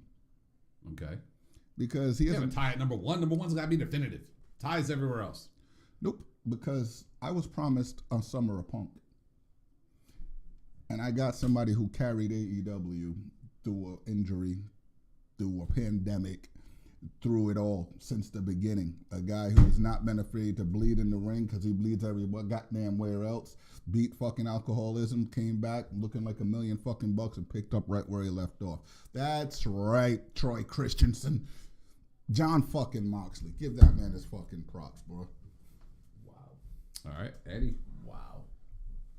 Wow. Which one? Yeah, I didn't read that yet. Wow. Yeah, I didn't read that yet. My man Riddle. Wow. Well, while you guys I'll give my list. I got to give honorable mentions to Seth freaking Rollins. Seth Rollins had a phenomenal year. My number 3 for this year is the guy that we were talking about earlier, and he was part of my tag team and Eddie's tag team of the year. Got to give it to Dax Harwood. Dax Harwood had phenomenal Number 3? matches. Yeah. Go in the corner and think about what you just said. He'll understand. Go in the corner and think about what you just He's said. a predominant tag team wrestler, but his win-loss record as a single star isn't that good. He got 1 win. It was against his teammate. So, but when it comes to the matches that the dude had, he put on fucking classics every single time. Honorable mentions, again, Seth freaking Rollins, great year. Sheamus, phenomenal year. Gunther, phenomenal year. Number 2 for me, again, I love history. But you got to be active, man. You got to be active. You're in Brock Lesnar territory with how many times you defend that title. And I'm sorry, I can't give him number 1. Roman's my number 2 for this year. As good as he is, as great of a run he is having, he, for some reason, until he starts working more, he will never be the true wrestler of the year in my eyes. Correct me if I'm wrong. The last SmackDown will be his first basic television wrestling match this year. Yes. The man has not wrestled outside of pay-per-view. Yeah, that's why I mean. I'm like, I can't give it to you if you're not working. That's Brock Lesnar territory. Like even MJF just did a fucking basic show. Yeah, and that's another reason why MJF ain't even on our list when it comes to this stuff, because as great as he is, he doesn't work enough for it. You know, MJF has had 9 matches this year? Yeah, that's the sad part. That's crazy. He's one of the most talked about people in the world of pro wrestling. Has only had 9 matches. Barely wrestles, but I'm sorry. For me, if you're going to be wrestler of the year, you got to wrestle. And you got to wrestle your ass off. You got to sacrifice your vacations. You got to sacrifice time with your family, with your newborn child, to go out there, bust your ass in that ring every fucking week. And I'm sorry, like Kyle said, we were promised a Summer of Punk, but we got something even better. John Moxley is my wrestler of the year. That guy, between AEW and GCW, was holding titles, was defending titles, was fighting every week, was a part of a major storyline, was involved in Blood and Guts, Anarchy in the Arena. Canceled his vacation with his wife, was supposed to be home and should still be home. We're all waiting for you to go take your vacation. Well, you deserve it. Like, take a break. He's taking bumps too. Yeah, for real. But no, John Moxley to me is easily the wrestler of the year of 2022, in my opinion. Eddie, who you got? Me. Honorable mentions, Seth Rollins. He's put in work to the point where we've called for him to have the title. Yep. Raw needs it badly. Bad. Real Real bad. Like bad. Real bad. Okay. I'm sorry, but some people are gonna hate on this, but fuck a 63-year-old man Sting. I ain't even mad at you. I mean, it might be sporadic. I ain't even mad at you. It might be a multi-man fucking clusterfuck, but when he goes out there and puts in that work, he look like he back in his old fucking WCW days. He out there looking like he trying not to break kayfabe and smile because he's having so much goddamn fun out there. Mm-hmm. Okay. I mean, Bryan Danielson. Good matches. You tell me a bad match he's had with anybody? I'll wait. Mm-hmm. Moxley is a strong 1B, but I have to give it to Dax the Axe Hardwood. I'm sorry. I don't blame you. Like you said, he is a perennial tag team wrestler that went out there this year and only beat his partner. It doesn't matter. He had phenomenal fucking matches, which were recreated on the original. Oh, can I throw one more honorable mention really quick that we really didn't talk about? Like Roman's matches are all gimmicks and usually end with one of his family members helping him win. His best finishing move is his cousins. I got to throw one more honorable mention really quick because Oh no, we hit him with the bloodline. I got to throw him out there only because we didn't see a lot of his matches, but he was Mr. 5-star for this year, Will Ospreay. Oh, I forgot about Will. Anytime he had a match, it was a fucking instant classic as well. So we got to throw him up there. But they don't get the workload. That's just sign the AW, bro. Please, just do it. I mean, the man apparently doesn't like to wrestle on U.S. soil. Yeah, though. I wonder why. He just doesn't like. Hey, look, it's Cody. What, are they taking a week off next week? Yeah. Wow. Next 2 weeks. Wow. Holy shit. They've already filmed Raw, SmackDown for the next 2 weeks. We already know what happens in the next 2 weeks. I don't know. Spoiler alert. I'm not listening. No, it ain't spoiler alerts. It's the shows are. Pretty much, yeah. Let's be real. Who's watching Monday? I mean, they watch us. We're not even gonna be here. Yeah, Let's exactly. be real, bro. We all watch Raw. As much as we hate it, we fucking watch it. It's the fucking itching that we just keep fucking scratching. It's hard. In It's all hard fair- to watch, in but all goddamn we fairness- watch. In all fairness, when we're doing the show, I watch more Raw than I do when I don't do the show. Like I'll be flipping other stuff. I'll come back on and see what's going on, and then probably flip back off because usually 9 times out of 10. Gabe, spoilers are surprisingly being kept to a minimum. I personally am not going to partake in any Same here. fucking Same here. spoiler. No spoiler. This is there's a reason why nobody from TNA is on our fucking lists. Nobody from Impact. And Josh Alexander, I agree with you, he's put on Another one. bangers. Another one who deserves to But be on this list. Scott fucking D'Amore is too worried about getting pegged than worried about his goddamn show. And can I say this too, really quick? Usos are going to get Seth Rollins and KO, by the way. And really quick, I want to say this. I know we didn't really talk about it that much because we were doing the awards this week. But shout out to Bully Ray and fucking Tommy Dreamer. If you guys have not seen that promo yet that they cut on Impact last week, fucking great. And fucking once again, great. Scott fucking D'Amore don't know what the fuck he doing. Okay? First and foremost, we gotta get that shit off of Access.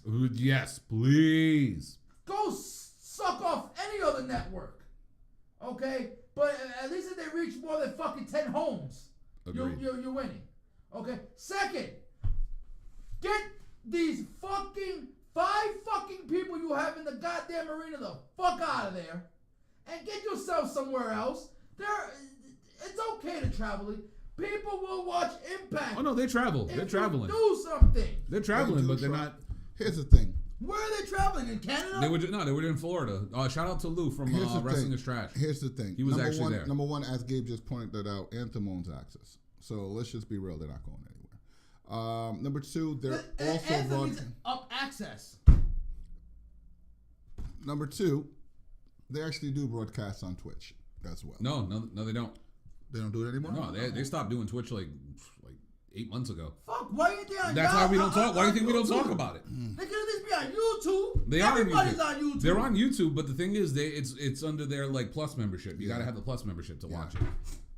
They have, I watch it on the Fire They're Stick. not Honor Club, okay? They have put out an app. Mm-hmm. They definitely have put out an app. At this point, it's just the fact that Impact is, how can I put this? Impact is to wrestling as a company, as a whole, what Braun Strowman is to runs. All right? We're going to push you just a little bit. No, we're not. We're going to give you just enough to get you guys there. All right, we're done with that. We're going to give you these superstars who look great. Yeah, why don't you go job on AEW? We're going to boost the fuck out of Moose. Yeah, he ain't signed. Let's just get the belt off him. We're going to boost the fuck. He's still there? Yeah. Yes, he's there. Impact just, it's like Luther Vandross's curl. It just doesn't. It's not. Don't quite. Ugh. You know what I mean? It's good. It's just. No, I'm Put sorry. some of the revenue that you do get into your company. And as much as people who hate Vince McMahon say he didn't do this, he didn't do that, that motherfucker boasted WWE. Tony Khan right now is killing it with AEW. That listings there in American promotions. Hell, you know who gets more of a buzz than Impact does, and it's crazy to say that? GCW. GCW has I see more stuff from GCW than I see from Impact half of the time. How were you leapfrogged by NWA at one point? Now, granted, you leapfrogged back because Billy Corgan wanted to bury his own company. Are they still open? I think so. I don't know. I can't. Are they still doing shows? I don't know. Weren't they back on YouTube? Yeah, they are, but I honestly don't. Do they still put anything out? They do, but I don't. I honestly Because don't. They don't get no views. Because No views. Impact literally gets more buzz on social media. I gotta say this. You know what? Let me check what NWA. You know what? I'm gonna say it. I discovered a new love for me for wrestling. What's got to be more? Independent promotions in the building.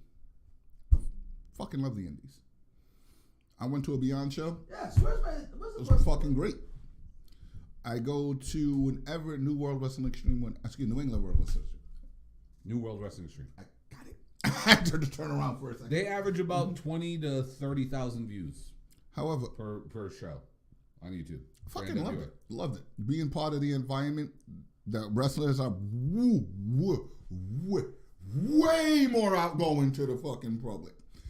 Independent shows. You meet them, you interact with them. Fuck, you can go out and have nachos with them. They have more fans than Impact Wrestling does watching the show live. I mean, so how can I put this lightly? I'm going to put this respectfully. Impact needs an internal hysterectomy. Just fire fucking everybody and start all over, goddamn it. Like get rid of everything. Everything. No, for me, I say put them on a new network. They don't have a bad. Here's the thing about Impact: they don't have a bad product. They don't have a bad roster. They don't have a bad roster either. The problem is they have a shitty network deal. Like, with all due respect, I understand why you sold to Anthem, but at the same time, Anthem ain't doing shit for y'all in the states where y'all produce most of your shows. Hell, we thought Sinclair was bad with ROH. Hell, you know what you should do in all actuality? Here's a 1,000 IQ idea, right? Where's Anthem based out of? Canada. Why not run Canada? Just take over Canada. Just run Impact in Canada. What's the big deal? Like, everybody gets paid the same. You could probably sell out arenas in Canada because WWE doesn't have their market up there. They don't run weekly shows. Why not do it in Canada? On YouTube. Yeah, it's hard to find. Not even on YouTube. It's hard to find. TV. I'm sure they would put you on there for free. They're not on YouTube TV. They're not on Hulu. They're not on any of them. Nothing. They're on Verizon. Yeah, regular cable. Yeah, you got to have regular cable. Hell, I got a Fire Stick and I don't even get them. I have to wait till the next day to watch an episode. So I had to wait for Alex Ortiz to fucking post something for me to find out what the fuck's going on. By the way, I didn't know Speedball and fucking Josh Alexander had a 1 hour long match. Until he said something, I said, "Let me go find it." Had to scour the goddamn internet because you would think it'd be plastered front and center on YouTube. No buzz. Nobody was talking about it. Even because on Busted Open talked about it. He's so busy getting this in his rear end that he is focusing on his fucking fire. Scott, if 2023 delivers anything, it's Impact Wrestling has come to terms with the release of Scott D'Amore. Fuck Spectrum, by the way. They suck. They're horrible. I had them when I was down in South Carolina. Just so y'all do know, he did actually bring it up. Shouts out to the 3-hour show. That is the Random Ramblings with Rob. I fucked up, but I recovered. You got it. All right. Because it's a tongue twister, motherfucker. All right. I can't get it out. All right, so we're done with all the awards and stuff. Before we wrap up the show, any predictions for 2023? Because this is going to be our last show until the new year. We're going to take a couple weeks off, holidays and stuff. Cody Rhodes ends the reign. Ooh. That's not a prediction. That's a spoiler. Cody Rhodes ends the reign. Oh, fuck. Let's see. I mean, if he doesn't, then Triple H really does have still hold something against him for the throne thing. Agreed. I shit you not. If he does not end that reign at WrestleMania, then that confirms that Triple H still has a grudge. Okay. And he's fucked. Okay. I want to say he's fucked. He just ain't getting a belt at WrestleMania. Let's see. Next one. Chris Jericho is going to continue to pro wrestle. Another spoiler. Okay. thought you were talking about predictions. All right. Fuck, man. Want me to jump up Don't on be it? just spoiling shit. Give a bold prediction. Daniel Garcia ends up with the AEW World Title by the end of the year. Ooh, What okay. the fuck? Okay, that's out of left field. I like it Holy though, but shit. that's pretty good. That happens, man. My next kid's named after you. All right. So if that happens, I swear to God, I'm gonna choke you because I have my kid. If that happens, Fuck you up. if that happens, I need the lottery numbers next week. For real. You a dead man. But yeah, you named after the late great Kyle Chapman because I had to have you, and then I choked him out. Here's the It's a thing. long story. Here's the thing. When he slow rolled me. He slow roasted me, I should say, not slow rolled. Slow roasted me. He had that great match with fucking Bryan Danielson, but who the fuck don't? Anybody? Anybody? But the kid can carry his fucking own. He puts on phenomenal matches, and not for nothing, he kind of carries a lot of his competition. See, Top Dollar, that's how you do it. You want to clear the ring. You want to clear the room. Look. Sam's about to show you how it's done again. Oh, wait, here we go. Wait, Here we go. look. Replay. See, Top, that's how Damn, you he do it. cleared them. You cleared it, for real. Top Dollar, that's how you do it. The ropes moved out of the way for him. So, what up, light skinned guy Jin? What's man. happening? Homie light skinned guy Jin from TikTok is in the building. What's happening? We're just about to wrap up the show. What's poppin', big dude? Eddie, any bold predictions for 2023? What do you got? Hook One will more. be TNT champion. He has to actually show up for work. He did. He showed up last week. Okay, cool. But Roman has more appearances than him at this point. Slow burn, baby, slow burn. You can't bust your nut just yet. Y'all ain't realizing what's been going on. Oh, this is anarchy on Raw. By the Okay, way, I love this. TK has been hitting the reset button. Okay, 2023 is about to be the year of the homegrown in that motherfucker. Okay, we all know MJF gonna run roughshod Okay. for the whole year.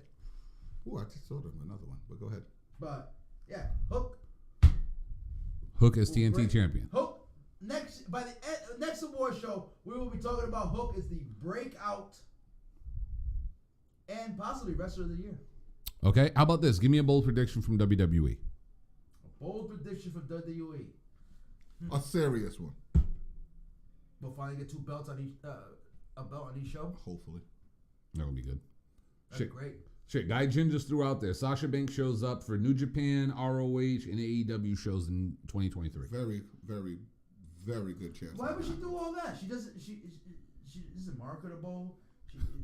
She ain't gonna be a star in the next 5 years. By the way, Eddie hates on Sasha. Nigga, did you tell us just 2 weeks ago she's overrated? She's overrated. There we go. That's where we go. New Japan just went bankrupt paying her. I mean, apparently WWE finds Charlotte Flair to be a bigger star than her. I mean, Oh, I got one. Ric Flair, upon announcing his retirement from wrestling, wrestles one last match. I got a great That's one. actually a really good one. I got a great one.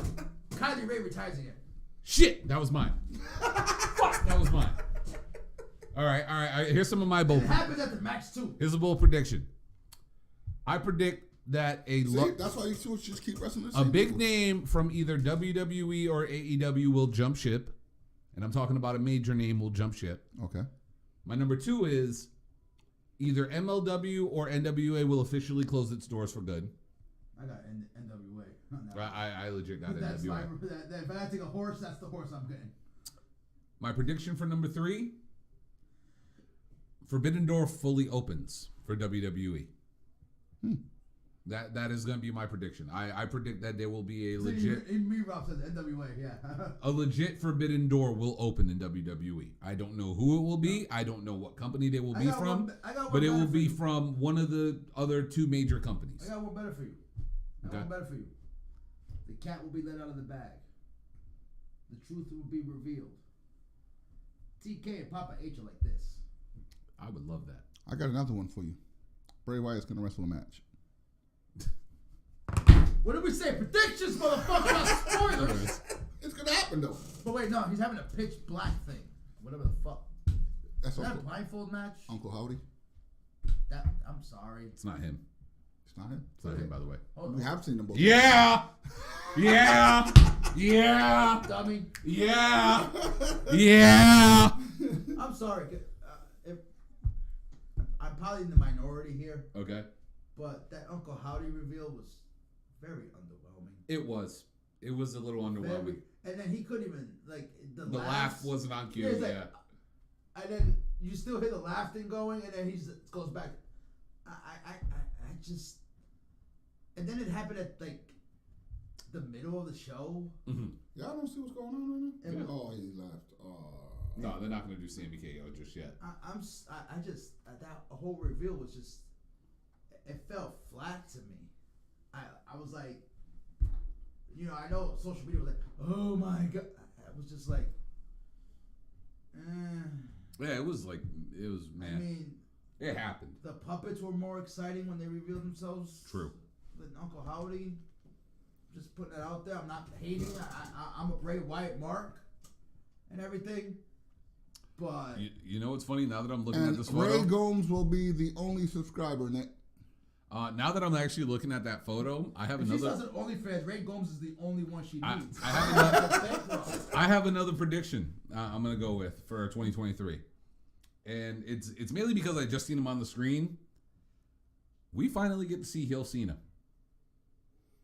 because Cena will challenge for number 17. He will fail, and then we get heel Cena. So if it ain't Cody taking the belt off Roman.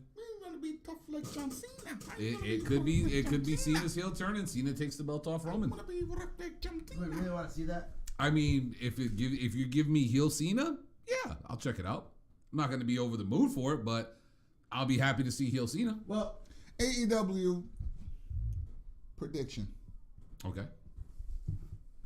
Somebody's going to get released. That everybody's going to feel unjustified. I mean, that can happen next week, literally. And people will be like, oh my God. What did this person kick Tony Khan's dog? Oh, I get it. They made sure he didn't get his supply that day. No the cocaine. So what we would have to hire Matt Riddle. I think Jay Lethal's leaving AEW. Ooh. Going where? Anywhere else. Where? He's literally working everywhere else but AEW. What are you talking about? What are you talking about? He was just on the show this week. Yeah. What about last week? With Slapnuts. He was. He was. Week before? Yes. Week before? Yes. Week before? Yes. Week before? The man He's not wrestling, but he's there. He's there. Unfortunately, I sat and sing with him. Week before? Hey, whoa. The great Satnam Singh? Oh, Jesus, don't get him The started. great big man? The monster of all monsters? The best Middle Eastern talent this U.S. has ever seen since the great Jinder Mahal? Number 14, by the way. Number 14. 14, Eddie, never forget. Does he still work there? No. Listen. Yo. Veer came. Look, I got a guitar. Veer came and Singh grew. Okay? That's what happened. You blame Veer. You saying Veer crawled so Satnam Singh can run? Yes. Damn, Veer got the short end of the stick. Wait, Satnam Singh can run? Can he? I mean, they said he played basketball. He could probably high fly better than Top Dollar. Here's another bold prediction. Top Dollar ain't winning shit. Here's another prediction. Hit Row ain't making it to 2024. Bold prediction for 2023. They ain't making it to 2024. They ain't Speaking of who ain't ain't gonna making make it to 2024, writing's on the walls. What, Tegan Knox? Street Profits are going to break up this year. Ooh, no, don't say that. Don't say that. This is going to be the year where Montez breaks out. Swole. That motherfucker's jacked right now. He really is. Whatever weight Dawkins has lost, Montez has put on in muscle. Yes. Bro, it is what it is. Don't put that into the universe, like B-Rob said. I'm finally going to get my flowers when my Genetti finally comes through. It's been a long time coming. I know I'm late. You had a long head start on me. Yours fell off. You don't even understand how great his is. Mine was the GOAT. His Genetti was so bad that it's not even on social media. For real. Like, he's gone. He ain't even doing dumb shit like the real Genetti. I met the real Genetti. He's short. Give me the real Genetti. He's tiny. Short as hell. Really tiny. Actually a cool guy, though. Yeah, he seemed cool. He also seemed a little coked out, but that's neither here nor there. All right, I got one more bold prediction. This is my last one for the year. If Hit Row makes it past Mania, it's because Papa H can't swallow his pride and say I fucked up with this guy. Here's my last bold prediction for the year, and I think this will help save NWA if they do this. Go ahead. Tyrus loses the world championship to a man who has never held a world championship in any promotion he's ever worked for. A black man? No. It has to be a black man. No, it won't be. But it'll be somebody that you will appreciate. Go ahead. Mexican. Dustin Rhodes. I'll take Dustin's called it a rap. I'll take it. Exactly. I'll take What a it. better way to go out? At least that man gets more respect than Tyrus does. The forbidden door's open, right? Let's get Dustin Rhodes a But world title. that would require Billy Corgan to do something creative. We have 380 something days. We need to get Dustin Rhodes a world title. So that's- Billy Corgan that's a coming belt. knocking. That's a belt that he wanted to hold.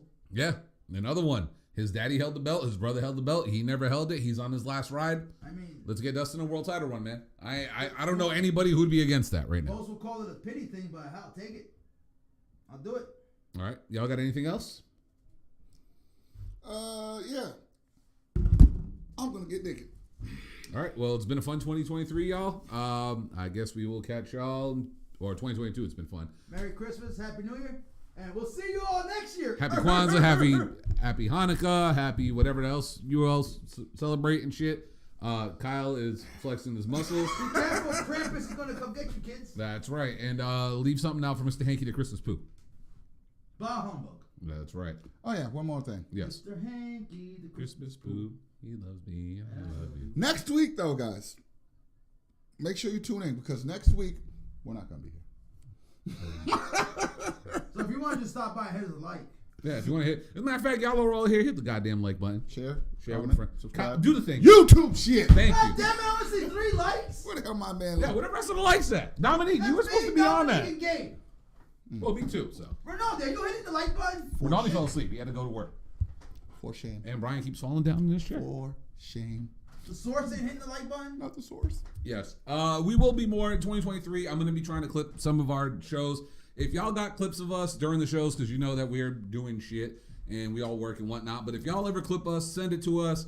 I'm going to try to post more on TikTok, get involved in Wrestle Talk and stuff like that. And I challenge anybody to AEW when it drops. So, oh yeah, y'all don't want that. By the way, the invitation's still open for all y'all who got WWE 2K22. There will be a UWO match. I don't know when, but we got to figure this shit out because the UWO arena is set up. It's ready to go. Kyle, I'm waiting for you to create the character so I can get him. Dan, I'm still waiting on y'all. I'm tired. I'm old and fucking working with children. By the way, this is some good ass Dunkin' Donuts. You know what I'm saying? So when you guys are done playing wrestling simulators with these guys, you come play a wrestling game with me. Oh, when AEW, when AEW Fight Forever comes out, anybody can catch the smoke. Because I'm building my character just like Scott Norton in Revenge, baby. Y'all don't want those clotheslines. David Banner. And when y'all done doing the warm up match, the main event will be right here. All right, so we will catch y'all in 2023. Eddie, can you even hold the controller? All right, see y'all later. You gonna find the fuck out. All right, later, everybody. Peace. Later.